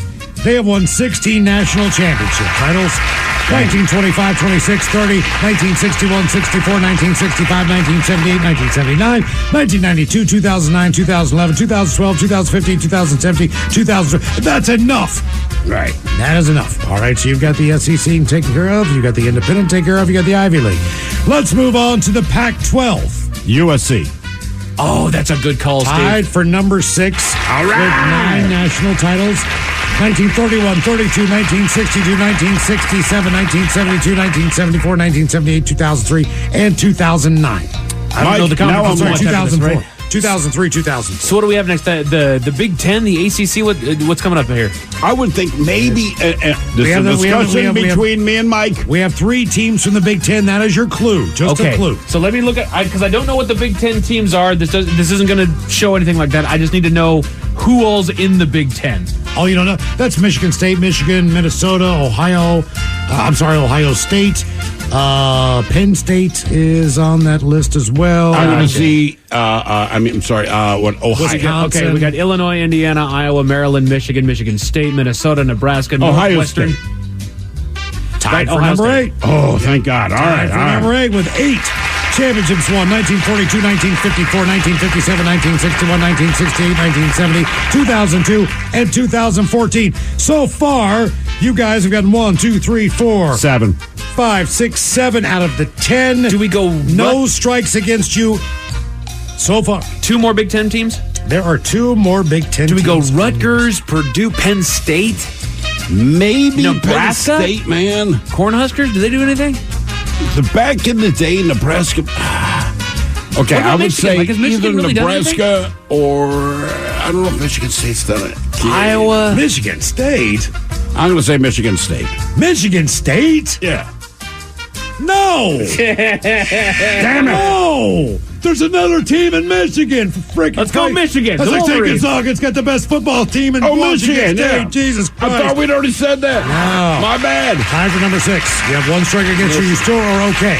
There's 1 more team from the Big Ten. Well, whatever you want to call it. Big Ten, I guess it is. Maybe Nebraska, man. Right? Maybe Nebraska. I like Penn State. I don't know why, but I like Penn State. Penn State's not a bad guess. You want to go Penn State? You want to go Nebraska? You know what? I'll take the risk. Penn State, Miles. Damn. All right, I'm going to give you a break. Let's move on to the Big 12. Let's just do the Big 12 conference. This should be between one of 2 teams. It should be easy enough. You just have to determine, based on history, which one of these 2 teams do you believe has been the national champion the most. Is it Texas Longhorns? I'm wondering. I would go Texas. No. Damn. No. All right. If it's not. This is a traditional old school team. Oklahoma. There's one. Oklahoma, dude. Pick number. There you go. Number 9, Oklahoma comes in. Right. They've won 7 national championships. 1950, 55, 56, 1974, 1975, 1985, 2000. The Barry Switzer eras. They did pretty well, though. All right, Mike, look. We got 1 more strike, and we got 1 more good guess. You got 1 school left. They are in the Big Ten, or what used to be the Big Ten. All right, we have Oklahoma State. No. No, we're back to the Big Ten. We're back to the Big Ten. Sorry. Big Ten. Right. I want you to think of a hockey-powered university. They are the ones that won back in the day. Their last national championship was in 1960. However, they won in 1934, 1935, 1936, 1940, 1941. A hockey-strong school. All right, we're doing it like Family Feud, where Mike and I have mouthed things. So we're going Wisconsin. You're supposed to say good answer. Good answer. Wisconsin. Good answer. Got 9 out of the 10. Not bad. That would be the Minnesota Golden Gophers. Get out of here. They won 6 national championships. So the college football teams with the most national championship titles. Number 10, Minnesota with 6. Oklahoma is 9 with 7. A tie for 8 with Ohio State and Harvard at 8. Southern California has had 6 national titles. They tie Michigan with 9 national titles. Notre Dame has 13 at number 4. Princeton has 15 at number 3. Alabama, 16 at number 2. And the team with the most college football national championships, Yale. Yeah. With 18. Yeah. Coming up, we'll drink a toast with a shot of the day. You are listening to The Men's Room. Imagine the relief of securing fair compensation for an accident you were in, where the insurance companies aren't dictating what's good enough and your injuries and suffering are truly acknowledged. Whether it's an auto accident, a workplace injury, or slip and fall, Phillips Law Firm has dedicated over 2 decades to ensuring their clients receive the rightful compensation and attention they deserve. Call 1-800-JUSTICE today or visit justiceforyou.com. If they don't win, you don't pay. Phillips Law Firm. Justice for you. Do relationships have to be easy to be right? Of course not. The best relationships with friends, family, or partners happen when both people put in the time and commitment to make them great. Therapy can help. BetterHelp offers convenient, affordable online therapy. Start the process in minutes and switch therapists anytime. Give your relationship some love with BetterHelp. Visit BetterHelp.com/positive today to get 10% off your first month. That's BetterHelp, HELP.com/positive. A peanut butter M&M's production. In a world where Super Bowl winners get the world's admiration and a fancy ring, but the runners-up get nothing, one retired cop returned... That's one retired quarterback. Read the script. Oh, sorry. One retired quarterback returns to claim what's his. That's claim a ring with diamonds made from M&M's peanut butter. But you're on a roll. The Ring of Comfort, coming soon to a Super Bowl near you.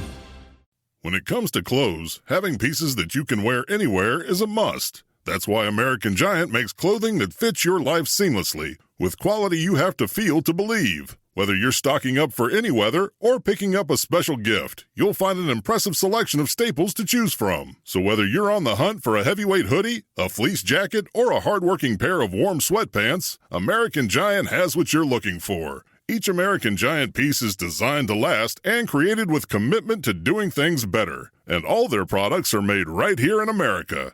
Because keeping things local ensures the kind of quality you'll feel and appreciate for years to come. Discover the American Giant difference today. Shop Wear Anywhere closet staples at american-giant.com and get 20% off your order when you use code ANYSTYLE24 at checkout. That's 20% off at american-giant.com, promo code ANYSTYLE24. 99.9 KISW. The shenanigans continue. This is the Men's Room with Miles and Thrill. All right, Dakota, here in just minutes. We'll drink and toast for the shot of the day. And we do have your headlines on the way at 5:50. But first, quick check out with Mike Hogg and some of the stories and headlines he is not working on. Thank you, Miles. Linguistic experts say swearing has become a lot more acceptable over the last 20 years, but mainly due to the diverse uses for swear words other than insults. Yeah, for sure. So they're saying it's a little bit more acceptable because it's not actually just, meant to hurt feelings. Yeah, you get things corrected a lot of times, I found, when you cuss. Right. If you save it. 33% of people feel low on energy 4 days out of the week. Do something. Depends on the time of the year. Change something about it. When the sun's shining, I feel like I'm going to go home and grill tonight. I'm going to hang out outside. Like, it's just a different mentality based on where you live and seasonal stuff and everything else. Well, and for the most part, if you're tired during the day, you know why. You stayed up too late, you drank too much, Well, sometimes no. Sometimes it's just like, man, I just could not get to sleep. But if it's a frequent problem, you know what the problem is. Just fix it. Yeah. Right. There's something that you can do to fix it. Now, not for everybody. I understand that there's some people that can't quite fix it, but you know the adjustments you got to make. Yes, you do. Yes, you do. When it comes to treating sickness, 63% of people use the traditional method of sleep and cold meds. Wait, say it again now. 63% of people use the traditional method of curing sickness, just having a common cold. All right. 63% of people are just like, yeah, get some extra sleep. Take some cold meds. Yeah. I think about a cold. We look at a cold, you're just like, right. It will pass. It's not the end of the world. Exactly. A fever sucks. The flu sucks. A cold, you're kind of like... It's a suppressant. It's just... Right. It's not going to help. No. The only thing that's going to work is letting your body do what it does. No, you're better off letting your body fight it than giving it, that's why a little you feel mini army. The way you feel. Correct. 31% of people prefer alternative methods, which they go like honey and tea, which that's not even an alternative method to me. To me, that's not about... Because I'll do that, but it's not that it makes me less sick for a shorter amount of time. It's that we talk for a living. Right. I just need my throat coated. Absolutely. Right? I mean, honestly, it's like the remedy is about what is the symptom I can push aside to do what I've got to do. It's never about getting rid of the cold. Exactly. I don't know about you guys, but when it comes to storage, I tend to find myself a little bit on the lacking side. However, there is one constant area that you can always go to, and that is the lovely bedroom closet. But even there's some things that they don't recommend putting in that closet. Luckily, I have an entire list. The Men's Room Top 10. The Men's Room Top 10. 10 things you should never store in your bedroom closet, according to experts. Well, according to the experts I've spoken with on a condition of anonymity, it's best to dispose of clothing or other paraphernalia that are not yours. It turns out if something were to transpire, you can't be accused of suppressing evidence if it's not there to begin with. Oh, God. Or so I am led to believe. My man, he listened and you to me. should consider tearing out the old drywall in case there is staining of any kind. Ah, jeez. Yeah. All right, thank you, VD. 10 things that you should never store in your bedroom closet, according to experts. Number 10 being excess bedding. Basically, it's going to create a little bit more clutter. Okay. Unless you have that, regular rotation bedding. If you have maybe 2 sets of sheets where one's on the bed, one's in the closet ready to go in for when the... That is what we have, exactly. Right. We're washing these, put these on. Right. I'm even worse than that. I wash them and put them right back on so I don't have to fold the fitted sheets. That's what we do. That's my Antichrist, right? I don't really fold them. They're kind of wrapped in a nice package, but they're not, quote-unquote, folded by anyone's definition. You guys use a top sheet? We used to, man. I don't anymore, in a man. little while. I feel like I get better breathing underneath the Really? comforter. I actually like the sheet. Remember the blanket's just on top of us, and it's fine. It is what it is. But, I just like the cool feeling, man. Yeah. Unworn clothes. As clothing that no longer fits or hasn't been worn in a significant period can take up valuable space in your closet. Mm-hmm. Yeah, go to Goodwill. Right. Look at something. Have I worn this in a couple years? Right. If it's one of those things where it's an event thing, yeah, of course keep it. A suit, keep it. Yeah, right. All those things. Sure. But if it's just something that doesn't fit you right, look, man, I bought some really cool ass T-shirts in my life. For whatever reason, they just didn't feel comfortable. And bro, I got a pair of shoes from you. I got a pair of Doc Martens for Miles. Just like, man, they don't fit my feet right. Like, right. cool. Exactly. Yeah. Get them out there. And once a year, man, just go through, just check out everything, see how it's all going. Seasonal decorations there. Basically says give your seasonal decorations their own VIP space. Oh, you mean like a Christmas sweater? No, decorations. Like actually hiding your Christmas decorations in your bedroom is the closet. garage. Yeah, We've got every holiday. I did not know this. My wife has informed me. Every holiday that we have that I would decorate, it is in the garage and it is labeled. Not to mention bedroom closets are for bedroom stuff. I agree with that 100%, man. Anything that's extraneous. Not everyone has a lot of extra room, but I don't know, slide it under the bed. Anyway, my bedroom closet needs to be stuff I actually do. 10 things you should never store in your bedroom closet, according to experts. Paperwork and important documents. No, that is an office space. That is a desk. That is a chest of not a chest of drawers, but a filing cabinet. Filing cabinet. There you go. Mm-hmm. Don't. Again, leave stuff where it should naturally go. Workout equipment. Now, this is one that I would do because... In your bedroom closet? Well, sometimes, you pump a little bit of the iron there in the bedroom. Oh, do you? Yeah, exactly, do you, Mike? man. Are you pumping iron in your bedroom? You're damn straight I am, man. Do you lift weights in there, too? Oh, yeah. That's the iron. Can't believe he called his wife iron. Yeah, no. That is no. such disrespect. Bulky equipment can occupy valuable space and detract from serene environment you aim to create in your I'm life. Iron Man. Iron Betty. Iron pipes in here. Luggage. Says if possible, store luggage in a separate area like a storage room or under a bed. This prevents it from taking up valuable closet space. I always store my baggage in my bedroom if I can. We have a guest bedroom that has all the luggage, and inside of that luggage is every person's toiletry bag. There you go. Right, so the kids are like, dude, you may have brushed your teeth with this last year. My closet's pretty efficient. You're doing it again. Right. I just put the bag in there because it's easier for me to pack. Sure. Now, I'm with you there. Miles, you turned me on to California closets. Oh, my God, what a game changer. They're not cheap, but fairly inexpensive. And I did that for mine and my wife's closet because we have Mike, as you know, a lot of shoes. Of course. They take care of all of it. I'm like, money, dude, I am down. Gets that dresser out of there that you don't need. Yep. A little bit more just regular living area in your bedroom. Pet supplies. While it might seem convenient, storing pet items like food, litter boxes, or pet toys in the bedroom closet can lead to hygiene issues. The litter, man, that litter box is as far from my personal civilization in my house as is possible. You know when the litter box is in the bedroom? When company's over and I need to stash the cat somewhere. even, man, we got a separate room for, it's not just a litter box room, but the room where we go, this is okay. By the way, that's my biggest, I scooped it out Sunday, and it's just, I look at the cat like, I know what I feed you. What is happening? Are you going to McDonald's and getting Big Macs? Like, I told you it's going to be the year of the cat. I just got to figure out where the litter box goes this time, because every time I'd come into my house, that dog was kicking it, or the cat was kicking it. And sure. It just like, oh, man. You got to get one of those little hut smiles. But you get broken cats. Just where to put it. Okay. So it doesn't matter. You'll find a spot. You go out of, and God bless you, man. You get broken animals.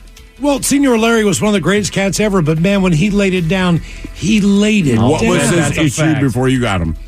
Someone kicked him in the head and smashed his face. You don't just get a cat. You get a cat that has, like, Is that why you haven't found one yet? Is because you haven't found one that's brought There's not enough trauma on the cat for Miles. A Himalayan or a Persian that's got a very flat face, a very smug nose on it. Have you ever seen those cats before? Yeah.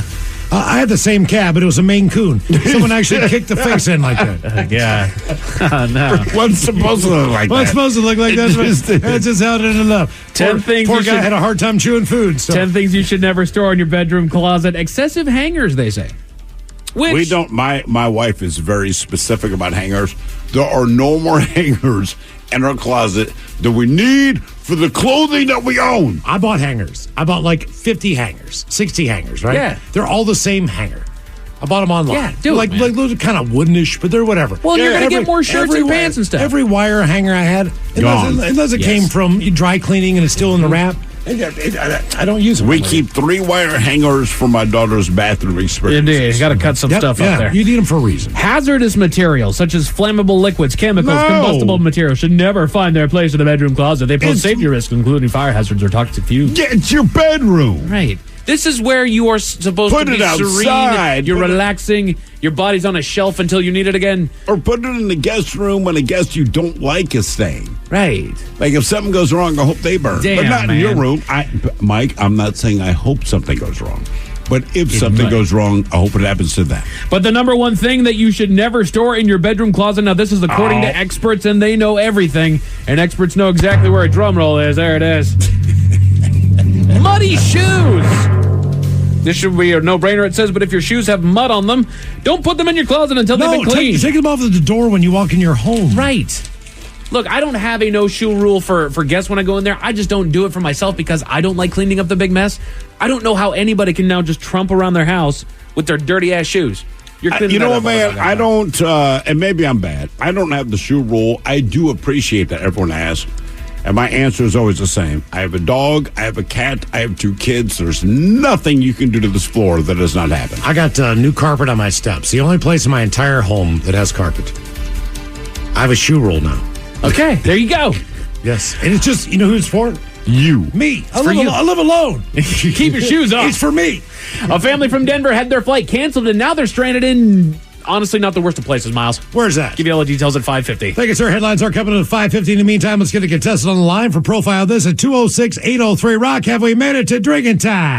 Maximize the compensation for your injury claim with Phillips Law Firm. With over 80 years of combined legal experience, they won't allow the insurance companies to dictate what's good enough for you. Whether it's an auto accident or workplace injury, contact Phillips Law Firm today. If they don't win, you don't pay. A peanut butter M&M's production.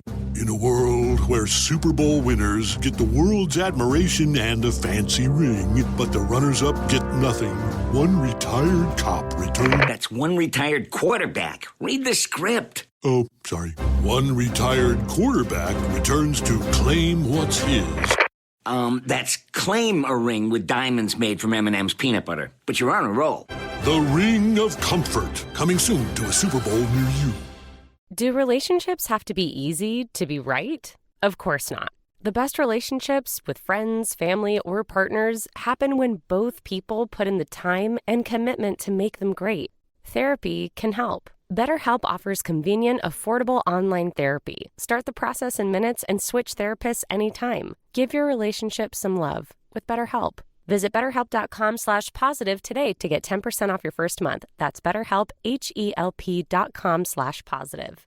The reviews are in for McDonald's hotter, juicier burgers. Let's hear what Hamburglar has to say. Rubble, rubble. What our old friend Hamburglar said is, the patties are juicier. The bun is a thing of beauty. The cheese perfectly melted. Rubble. My burger dreams have come true. You heard him, folks. These are McDonald's best burgers ever. Ba-da-ba-ba-ba. Bravo. Available at most restaurants in this area. Comparison of McDonald's classic burgers to prior burgers. Maximize the compensation for your injury claim with Phillips Law Firm. With over 80 years of combined legal experience, they won't allow the insurance companies to dictate what's good enough for you. Whether it's an auto accident or workplace injury, contact Phillips Law Firm today. If they don't win, you don't pay. Do relationships have to be easy to be right? Of course not. The best relationships with friends, family, or partners happen when both people put in the time and commitment to make them great.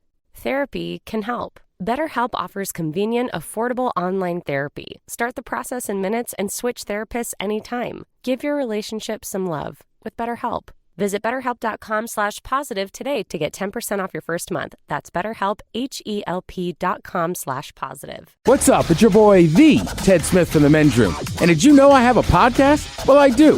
The Podcast. New episodes uploaded every Wednesday on the Odyssey app. Somebody out there deserves to be recognized. And the Men's Room knows just who it is. So to you, we say, bottoms up, sailor. You're the toast of our shot of the day. Drink time it is, and as usual, we head to the drink desk and Steve Thrill Hill to find out who we're toasting. Yes, indeed. And today it's real simple. You're already there, man. The Huskies. The Washington Huskies, man. Right? The Pac-10, Pac-12, the Pac, whatever you want to call it, will never get the respect. We understand why. It's just kind of how it's built in. But, man, this team came out to play. This team has come out and they've won every single game that they have played. They did not have expectations. They did not expect anyone to think they're going to do what they do. But as a group of young men, a group of young women, a group of co-eds, it doesn't matter. When you get together as a group and you can find a way to get something done where no one has beaten you yet, man, you go in with confidence. And I will say this, man, I think it is absolutely fantastic. I was not a UW fan until I moved to Seattle. To see this is brilliant. And these young men, right, before everyone gets on their big sports thing, these are young men, 18 to about 24 years old. This is a great thing, man. This is cool. And for them right now, no matter what, they're accomplishing their dreams. That's why you play. That's why you compete. That's why you do what you do, man. I wish them the best of luck. I think they have a very solid chance. I think they're actually better than Michigan. That's just me. We'll see what happens, but they're playing right now, man. Good on them. So we pour this booze and we drink this booze because we think it's yummy. Yummy! So over the tongue and down the throat to party in our tummies. Down the hola, bichola.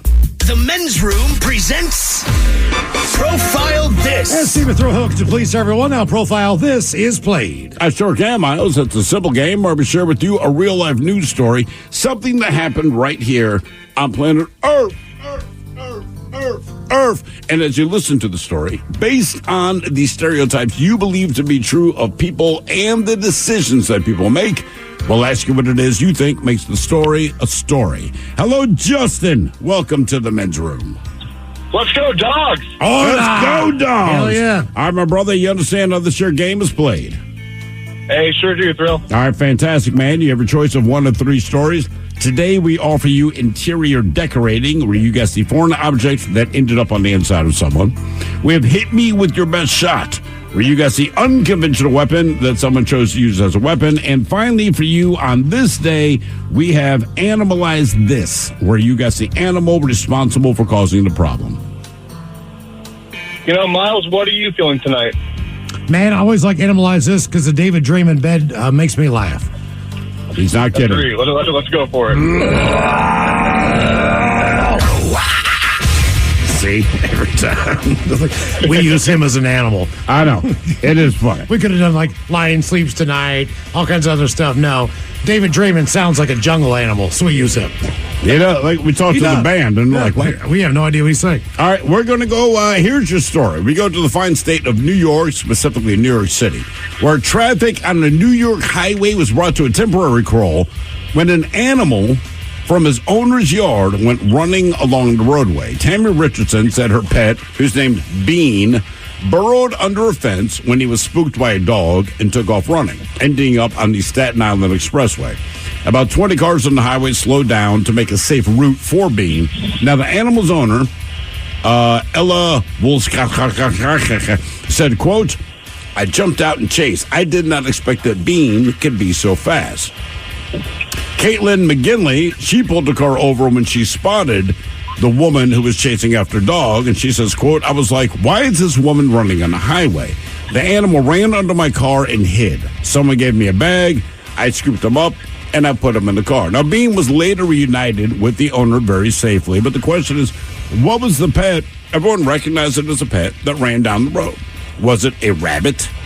Was it a chihuahua? Was it a tiger cub, or was it a calf, as in cow calf? So, rabbit, chihuahua, tiger cub, or cow calf? Cow calf? What? A baby cow, basically. I'm going to say baby cow. Baby cow. What part of the state was this again? This was in New York State, Staten Island. It ran along the highway, and people, they recognized it was a pet, not an exotic animal, so they slowed down. Huh. Justin, I'm going baby cow, buddy. I was about to say, I kind of wanted to go cow because it sounds so Baby ridiculous. cow. Mike, you got a horse in this race? Nah, triple down on the baby cow. Baby cow all the way? Cow, baby cow, cow, cow. baby cow, baby cow. Okay, was it a rabbit, chihuahua, tiger, cub, or baby cow? We'll find out next. Whoops! No, that's my bad, dude. That is my bad. That was a tease.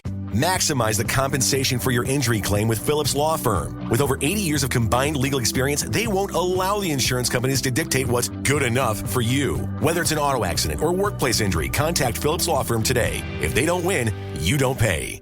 Without the ones like you, who work tirelessly to keep things running, everything would suddenly stop. Hospitals, factories, schools, and power plants, they all depend on you. No matter the weather, emergency, or time of day, you're the ones who get it done. At Grainger, we're here for you with professional-grade industrial supplies. Count on real-time product availability and fast delivery. Call, clickgrainger.com, or just stop by. Grainger, for the ones who get it done. Look around. You can find cars like these on AutoTrader, like that car riding your tail. Or if you're tailgating right now, all those cars doubling as kitchens and living rooms are on AutoTrader too. Are you working out and listening to this ad at the same time? Well, multitasking pro, cars like the ones in the gym parking lot are for sale on AutoTrader. New cars, used cars, electric cars, maybe even flying cars. Okay, no flying cars, but as soon as they get invented, they'll be on AutoTrader. Just you wait. AutoTrader. Is there anything more satisfying than finding something that perfectly lines up with your taste and checks all the boxes? Like a suit from Indochino. Their suits are made to measure and totally customizable with endless options. Choose the cut, fabric, lining, and more for the suit of your dreams at a surprisingly affordable price. Go to Indochino.com and use code PODCAST to get 10% off any purchase of $3.99 or more. That's 10% off at INDOCHINO.com with code PODCAST. 99.9 KISW. We return to the men's room with Miles and Thrill. Categories, animal license on profile. This we got an animal on the New York highway that slowed traffic down because obviously a family pet escaped running near the road and hid under a car. The animal is actually okay. Yeah. Question is, was it a rabbit, a chihuahua, a tiger cub, or a baby cow? Apparently, Steve, you gave the answer away in the setup. That is what I've read. Justin, you went along I missed it. with both Miles and our very own Mike Hawk. I'll read you some of the text that came in. It says, you said dog while reading the story. Thrill said dog in the story. Hey, Thrill, you said the animal's name is Bean. You probably accidentally slipped up and said in the story, the dog was a chihuahua. And it turns out all of them are correct, all three of you. Whoops, sorry. Hold on, let me get the right sound effect. Yeah, I didn't realize I said dog. But yeah, it was in fact a dog, as I allegedly stated out loud. Sorry, Justin, I missed that too. I wasn't listening to him. I'm glad you guys as did. usual. Good times. Now for all TV news all the time, it is time for TV Time with 10. And now, because your pathetic life is confined to countless hours in front of a talking box, the Men's Room presents TV Time with Ted. Oh, look who it is. It's Mike Hawk. My God, how we doing, everybody? We're doing great.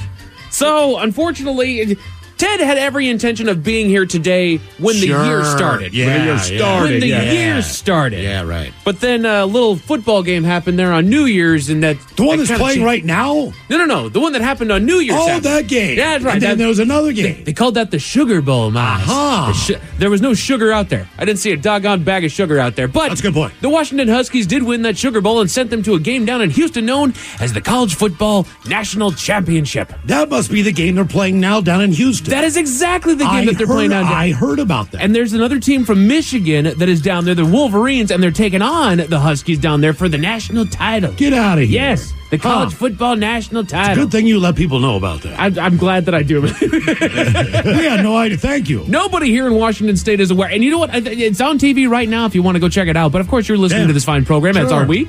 We're being a part of this. And fun little fact, you guys know the last time that the Huskies won a national championship? 1991. That is correct. But that was the co-championship. Yeah, headline or share it with someone else or something. The coaches poll or something like that. Right. Miami, I believe. Yeah, and then the other one that they won was back in 1960. So fair to say, the national title is not something that happens for your particular place often. I feel like there's the usual suspects that show up when it comes to the national championship. I feel like Alabama's always there. LSU tends to be there quite a bit. I feel like Clemson has shown up a handful of times. The Buckeyes over in Ohio. Who else am I missing? Well, you just look at any sport, any team.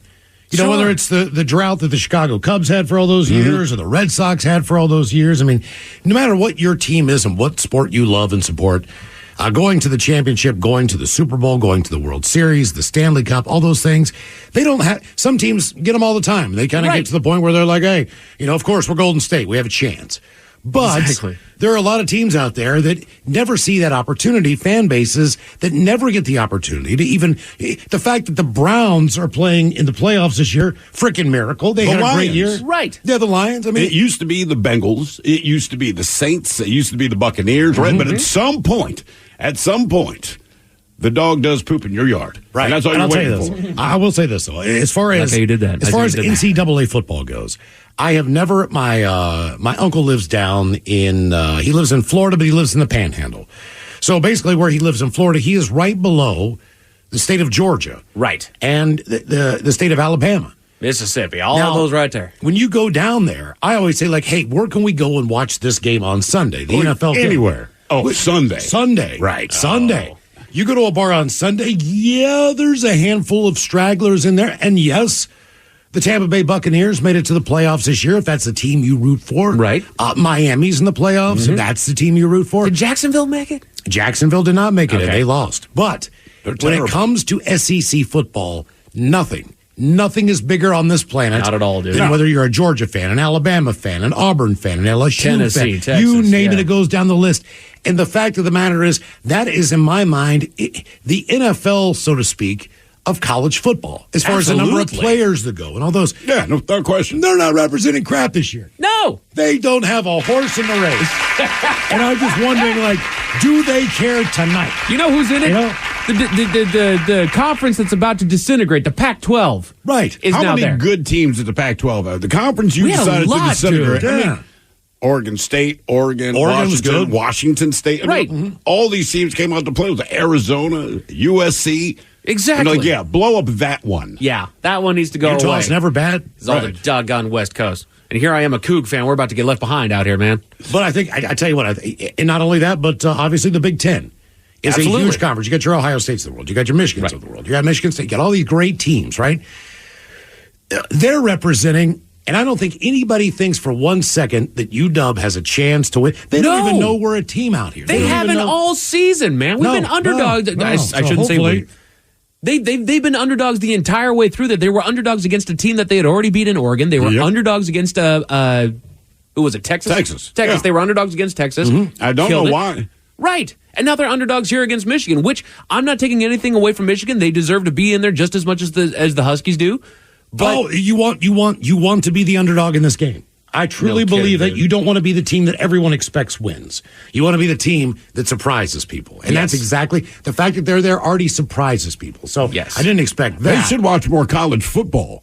You would not be shocked at all Well, let's that face it, UW. You might be shocked that other teams didn't make, but UW's outplayed every single team. You already said what you think about this program by not giving Penix the Heisman Trophy, right? And what you think about just how football works in general, not him as an individual, right? He stood up and did his thing. They just don't believe that it's real. They had to go undefeated in order to make it here. Yeah, but they don't need to. You could be the underdog. You could be the team everyone thinks you're going to win. If you have the right mentality, I'm going to go out and win anyway. Yes. What other people think means nothing. They might have been right about what I plan on doing. Right about Florida State. Well, they didn't play anybody. Yeah, but UW did. So here we are. Exactly. Okay. So here we be. So Ted is down there watching that game as we speak, as it's underway. That's over around, let's see. I knew what channel that was on. Hang on. I don't even remember. That was on ESPN. Oh. It's going to be on ESPN. So if you want to check it out after the program, I'm sure everybody's DVRing it here. Yeah, you're not. We're going to check that out. Something else that I'm sure everybody in this room watched over the weekend. It was the Golden Globes. The awards season has finally begun. That is when my wife and I split company. She goes, hey, man, we had just come back from the bar. She said the Golden Globes are on. I said, cool. I'm going downstairs watching football. Fantastic. And I don't mind the Golden Globes. I don't. As far as the award shows go, that's the one that's entertaining to me. Right. It's kind of fun, but I'm like, yeah, but it's playoff implication football, so there is no question about They kind of do it like football. They give you an hour or two beforehand of people on the red carpet and all the things that lead up to the events. That's another 3 hours of your life. Right. So it's basically a lot like NFL football. God, and there's so much coverage of that. But you know what, just to catch everybody up here, just in case you missed it, spoiler alert, I will say, here's all of your winners of the Golden Globes. Female supporting actor, motion picture. Divine Joy Randolph. For Best Male Supporting Actor in any motion picture. Robert Downey Jr. Best performance by a male actor in a television series, musical, or comedy. Jeremy Allen White. For best performance in stand-up comedy on television, Ricky Gervais. For female actor, television series, musical, or comedy, Ayo Adebari. Best performance by a male actor in a television series, drama, Kieran Culkin. For best motion picture, animated, The Boy and the Heron. For best director of a motion picture, Christopher Nolan. For the best performance by a female actor in a motion picture, musical, or comedy, Emma Stone. Best performance by a male actor in a motion picture drama, Cillian Murphy. Best original song, motion picture. What was I made for? For the very first time ever for cinematic and box office achievement, Barbie. Best television limited series, anthology series, or motion picture made for television, Beef. Best television series, musical, or comedy, The Bear. For female actor, television series, drama, Sarah Snook. Best TV series drama. Succession. Male actor in a motion picture, musical, or comedy. Paul Giamatti. Best motion picture, musical, or comedy, Poor Things. Best performance by a female actor in a motion picture, drama. Lily Gladstone. Best motion picture drama. Oppenheimer. All right, how many categories did you just run through? There was so many. I have the full list here. 1, 2, 3, 4, 5, 6, 7, 8, 9, 10, 11, 12, 13, 14, 15, 16. My point is, I've heard of 9 of those things. One was Barbie, one was Oppenheimer. I do like a couple the of fact different they do, actors in one TV show. As they're going through the stuff, like, I don't even know what you're talking I like the about. fact that one award show takes care of television and takes care of the movies. I agree with that. So it just too, makes man. it more entertaining for everybody. Right, because let's face it, It's all entertainment. Entertainment's entertainment, and they're all movies to a degree. Remember, movies were just motion pictures. Well, television is also motion pictures. Yeah. So it's not just a full-length feature film or anything like that. So I agree with you, Miles. I prefer when it goes to the Golden Globes because Sexiest woman with horns, Rosario Dawson. Right. So, honestly, to encapsulate it all there, the best movie award for best drama, Oppenheimer, that kind of wiped the floor with a lot of the movie awards that were out there. You had the best drama on there. You had the best actor in a drama. You had best supporting actor, best director, which Christopher Nolan, I have liked pretty much everything I've watched. I'm an apologist for him. I have not watched Oppenheimer yet. Neither have I. I'm not big on, historical movies. You know what I mean? I like when he creates stuff. You can watch Interstellar, the Batman stuff. You go all right, cool. So nothing against Oppenheimer, and I'm sure I'd even like it, but it's real tough to get me to watch a movie about something I already know about, if you know what I mean. I learned this in history. I'm sure it is a very good movie because he does not make crap. But the idea of sitting down and watching this, to me, it just doesn't. You know what I mean? I used to cook, so I don't watch cooking I'm shows. definitely going to watch it. Yes. I know I will. I just don't know when. It's not even on my list of movies to watch, even though I know I'm going to like it. But I'm like, Well, but based on the pandemic and everything, that last year with just those two movies, and Top Gun. Maverick. Yes. Yeah. I mean, within that time frame, whether it's 16 months, whatever it is, those movies really made a difference in Hollywood as far as bringing back a little bit more of going to the theater about people, them actually making a little bit of money off of it. It's amazing. If you make a movie that people want to see, they might go to the theater. What do you know? Well, and then you start making movies that you want to go to the theater for because you want to be there with the great picture. You want to be there with the great sound system and everything. That's like most of the superhero movies. Exactly. I feel like that's why everybody was going to the Marvel movies. Yes. And then the biggest mistake that they made is that they started just releasing them all on Disney Plus. Like, no, man, right. Keep it in. Look, Marvel's already proven the fact that people will spend upwards of $1 billion to say, even if it's a quote unquote terrible movie, people are willing to spend the money to find out for themselves. Mm-hmm. Even if the reviews are like, this sucks. People will go to those. And like you said, with those movies, the plot line ain't anything. There's somebody super evil that normal humans can't deal with, so obviously we need your help. We understand that. We want to see the explosions. Right. We want to see the special effects. And the difference is you can get the movie at home for the most part. Right. There's a way where you can download that, pay for it, whatever the deal is. You can watch all those movies. I love streaming services. There's so many streaming services and shows that I don't get the opportunity to watch just because I just don't want to do one more streaming service. Right. Yes. So HBO Max is one of those. Mm-hmm. Like I like Curb Your Enthusiasm. There's a new season out. There you go. It's coming out. I'm never going to be able to watch that. I would love to. The soccer show, Ted Lasso. Right. That's another one. Over on Apple, I think. That's on Apple. I don't have Apple. There's another option there. Right. Apple's good. I want to watch the Chiefs game this weekend. That's on Peacock exclusively. Right. Like there's all these things. Just like you kind of got to. It is so annoying. You got to weigh your options on. Like, okay, where do I put my money? And what do I watch the most on a monthly basis? We pretty much have them all because when you get all the streaming services, it adds up to about how much cable would cost on its own. Okay. So we go, okay, so there was a show I was trying to watch over the weekend that I have watched. I could not remember which streaming service it's on. Oh, no. Seriously, I'm like, man. So I finally had to Google it to find out because I kept going to one. I'm like, okay, it's not Netflix. Okay, it's not Disney Plus. Okay, it's not. Like, Jesus. It's kind of easy with Amazon if you get Prime.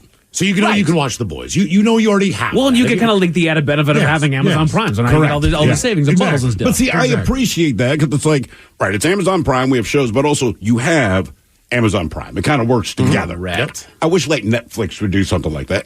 We'll give you a free pizza a month. Right? You sign up for this thing, you get one free pizza a month. I found that we tend to switch in between the streaming services.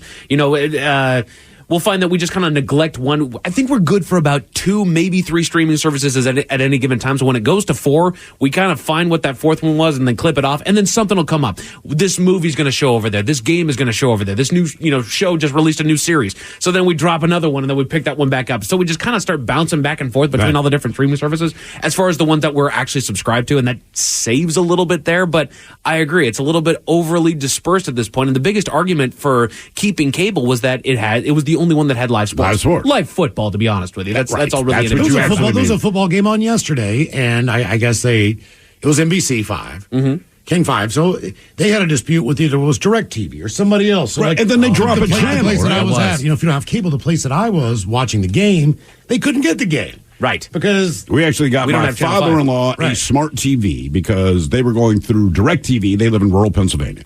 And then Direct dropped, I don't know, either the CBS, NBC, or Fox affiliate. NBC. Was it NBC? Mm-hmm. But he's a football fan, so he's like, Jesus Christ, I just lost half of the crap I want to watch. Yep. So we got him a smart TV so that he can just watch freaking football. There we go. Right.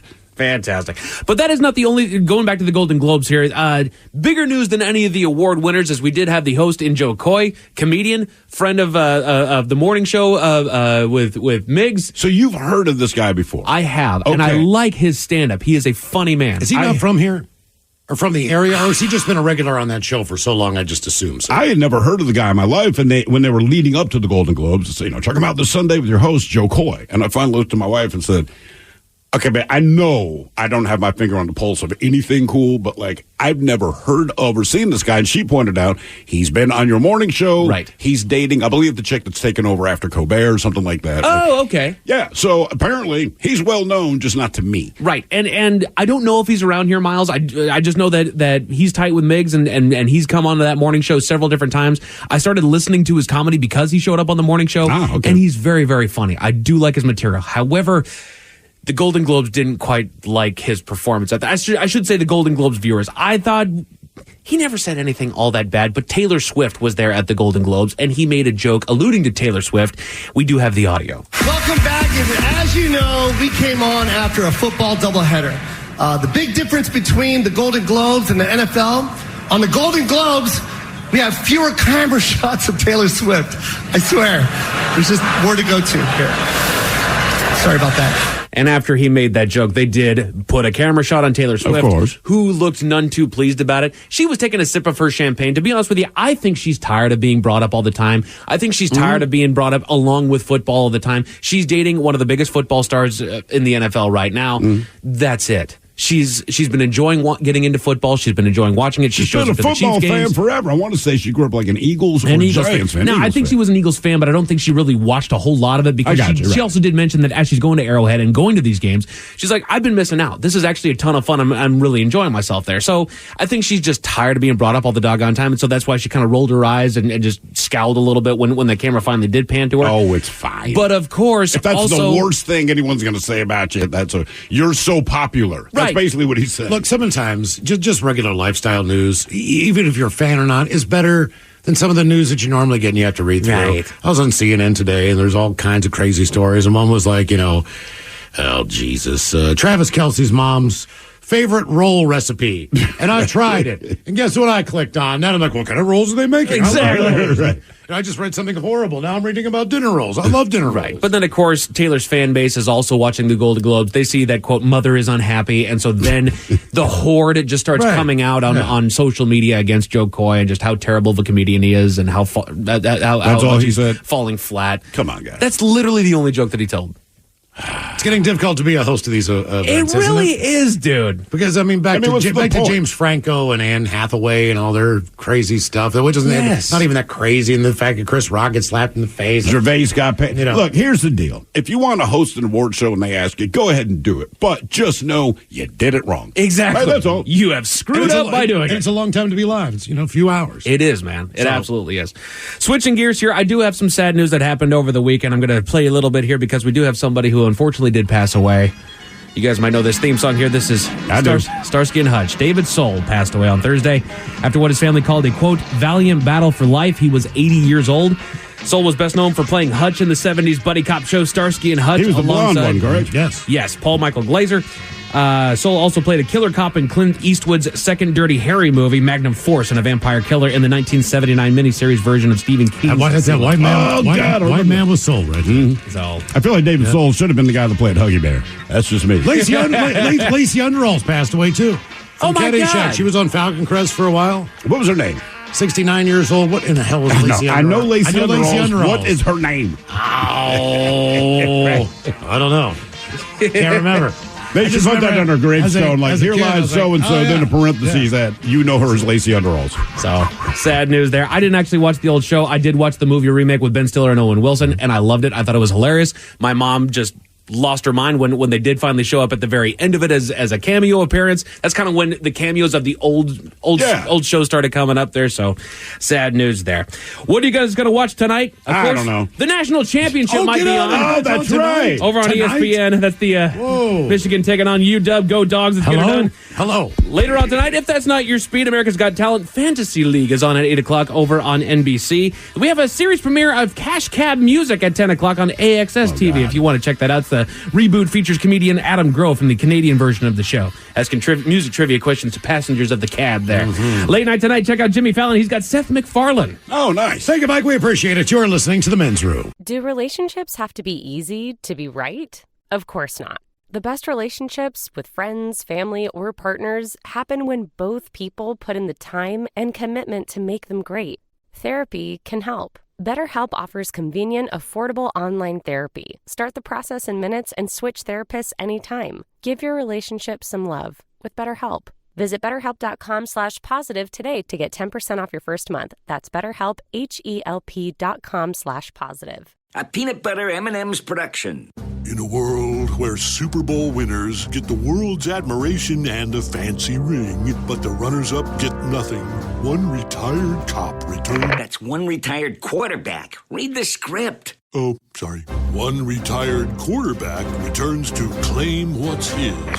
That's claim a ring with diamonds made from M&M's peanut butter. But you're on a roll. The Ring of Comfort, coming soon to a Super Bowl near you.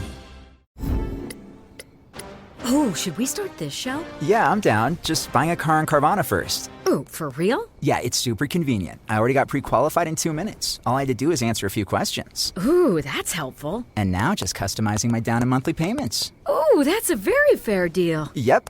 Boom. Just bought a car. And you get to take me to the Carvana vending machine in a couple days to pick it up. Ooh. I'm kind of busy. Visit Carvana.com to finance your next car. Financing subject to credit approval. Introducing Allbirds new Wool Runner 2, redesigned to redefine comfort. Extra cushioning offers a plush ride, and premium materials deliver a cozy fit. Go to allbirds.com and use code FRESH24 for a free pair of socks with purchase today. The Men's Room returns with Miles and Thrill. Now, let's see what's happening in the real world. All right, here we go to Lake Tahoe, where ski resorts are forced to shut down because of the snow. Meanwhile, an angry, horny ex breaks into her man's house for some fun times below. Tennessee man gets mad at mom and tries to burn the house down. If you let a moose lick your car in Canada, the authorities, they will frown. And a Toronto man runs 242 marathons in 1 year and tells every single person he knows about it. It's time for your headlines. Now, it's time to hit the headlines. Here's my cop. All right, our top story. By now, most all of us have caught the news of an Alaskan Airlines flight that was forced to make an emergency landing just 20 minutes into the flight after one of the windows blasted out of the plane. Yeah. But what we're just now hearing about is all of the fallout that it has caused other flight passengers. One family from Denver has been on vacation over the last 10 days and were on board their flight back home when the pilot came out in a panic and told passengers that the flight was canceled due to the recent incident, saying that quite a few flights were actually being grounded until they deemed it the planes cleared to fly, as it were, making sure no other planes, have windows that blow out mid-flight. Yeah. The family told the media that they would now be spending the next week waiting for a flight home in the lovely tropical paradise of Jamaica. No, they're not. Oh, no.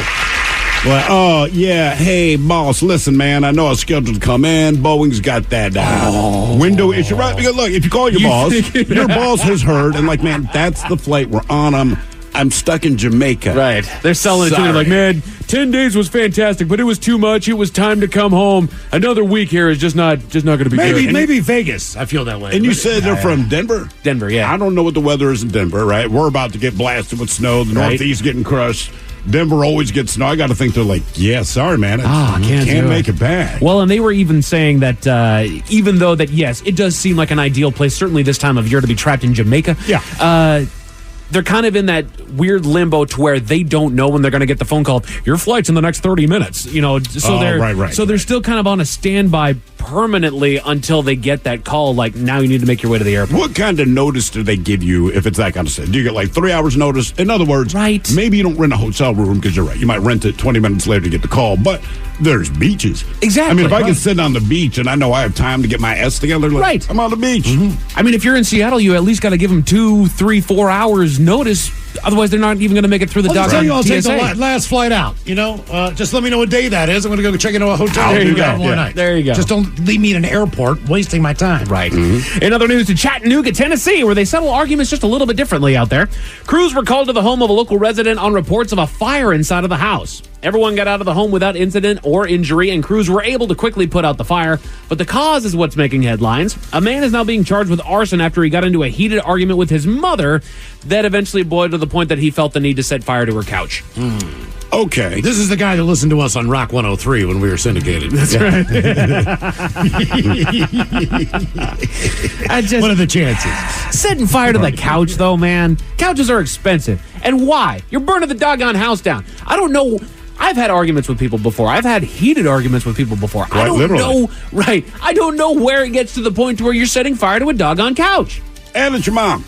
Right. Just saying, That's where you were sleeping, man. I don't know. What are you arguing about that's the power move? Exactly. We take to the lovely world of the internet, where one man is going viral for not knowing what is now general knowledge. A video posted to TikTok shows a man in a heated confrontation with employees at a Taco Bell, exclaiming that he planned to sue the chain due to ruining his microwave. Turns out that the man had attempted to reheat some leftover goods from the restaurant, but neglected to remove the aluminum packaging on the burrito. Oh, come on, causing an explosive reaction that ruined his microwave. And if you listen to the audio, I'm going to sue you guys because my microwave exploded. I think the one that got me as a kid was the twist tie on hot dog buns that were frozen. Yeah. I think that was the one where I kind of saw the sparks for the first time. Went, forgot about that. Think about what you just said. You were a kid. Yes. This is a grown. I just assume every adult knows. Like, hey man, no metal in there. And it's instant too. It's not like it takes 5 minutes for it to warm up. As soon as you fire it up, you got maybe a 1-2 count before. You know what got me was I can't remember, it was Smuckers or whoever, but they had like caramel, all right? Yeah. And I wanted to heat it up, put it on my ice cream. Cool. I took the lid off because I knew metal's not good. They had a foil label. yeah. So that started sparking. I mean, it didn't blow up. I hit stop. It's immediate. It's like if you ever have a cavity and bite into aluminum foil, you're like, oh, that's a weird feeling. Right. Yeah. So you know that this jamoke was sitting there staring at it going, what is that thing doing in there? Right, I've never made this sparking. sound before. Anyway, he eventually got so fed up with the employee because the employee's like, do you want us to give you some free food or something like that? He's like, no, I'm going to sue you guys. Are going to pay for a new microwave. And he kind of cracked a smile. The guy backhands the employee. What is that? Wait, is that okay? I get Taco Bell. I get soft tacos. Yeah. I get crunchy tacos. What cup is that? Like a burrito that comes with aluminum foil wrap? Yes, It's got to be the burrito, right? Like I think they're grilled cheese burritos or whatever they were. They're coming in the aluminum. There's a handful that do there. Whatever. Just like, your microwave costs less than it would cost you to sue Taco Bell for the microwave. Right. Yeah. Good work. Spend $80 on a microwave or thousands of dollars to lose in court. Well, just in case those stories left a bad taste in your mouth. Thankfully, there's good news. A man from Toronto may have run right into a world record. Over the last year, the man has been running freestyle marathons, which are marathons that he created for himself. There's no official race that's going on, no official track to follow there. And he's simply running for 26.2 miles, all with the goal of beating the previous record of 239 marathons in a single year that was set back in 2012. He's now completed the year and sent Guinness World Records proof that he ran a grand total of 242 marathons throughout the entire year. Do you think I could get into Guinness for saying I did a marathon, but it's one of the longest? I did it over a period of 104 days, or about half a mile a day. Right. He basically ran a marathon once every day and a half. That's how much he did this. He can eat whatever he wants. That's a fact. No kidding, dude. It is absolutely insane. In the sports world, we've been hearing about it all day long. The big game is tonight. The UW Huskies are in Houston along with the Michigan Wolverines, battling it out for the college national championship that's currently underway over on ESPN. Go Dogs. Look for our boy, the Ted Smith, out there on the camera. If that's not your cup of tea, you've got hockey over on the NHL Network, basketball over on NBA Network, and some college hoops on CBS Sports. Weather tonight. A hell of a lot more than the same, mid-40s and rain all throughout the night. Yay. Waking up to some cloudy skies, but the rain will move back in by about 8 a.m. And that is it for your headlines. With that, go Dogs, Mike Hawk is out. Thanks, sir. We appreciate it. We'll see you next time for Sit and Spin. We'll go back 40 years in time. The sexiest Hulk and B mother, you know who. Kevin Deers is up next. Yes, indeed. In the meantime, well, we be all about this bitch for 180 seconds or so or more. So until then, please do what you do best. And for Aletha's sake, stay beautiful. The Men's Room has been taped before a live studio audience. Wardrobe and makeup provided by Mantastic Limited. This has been a presentation of the Men's Room Radio Network. Oh, man! A Double Flush production.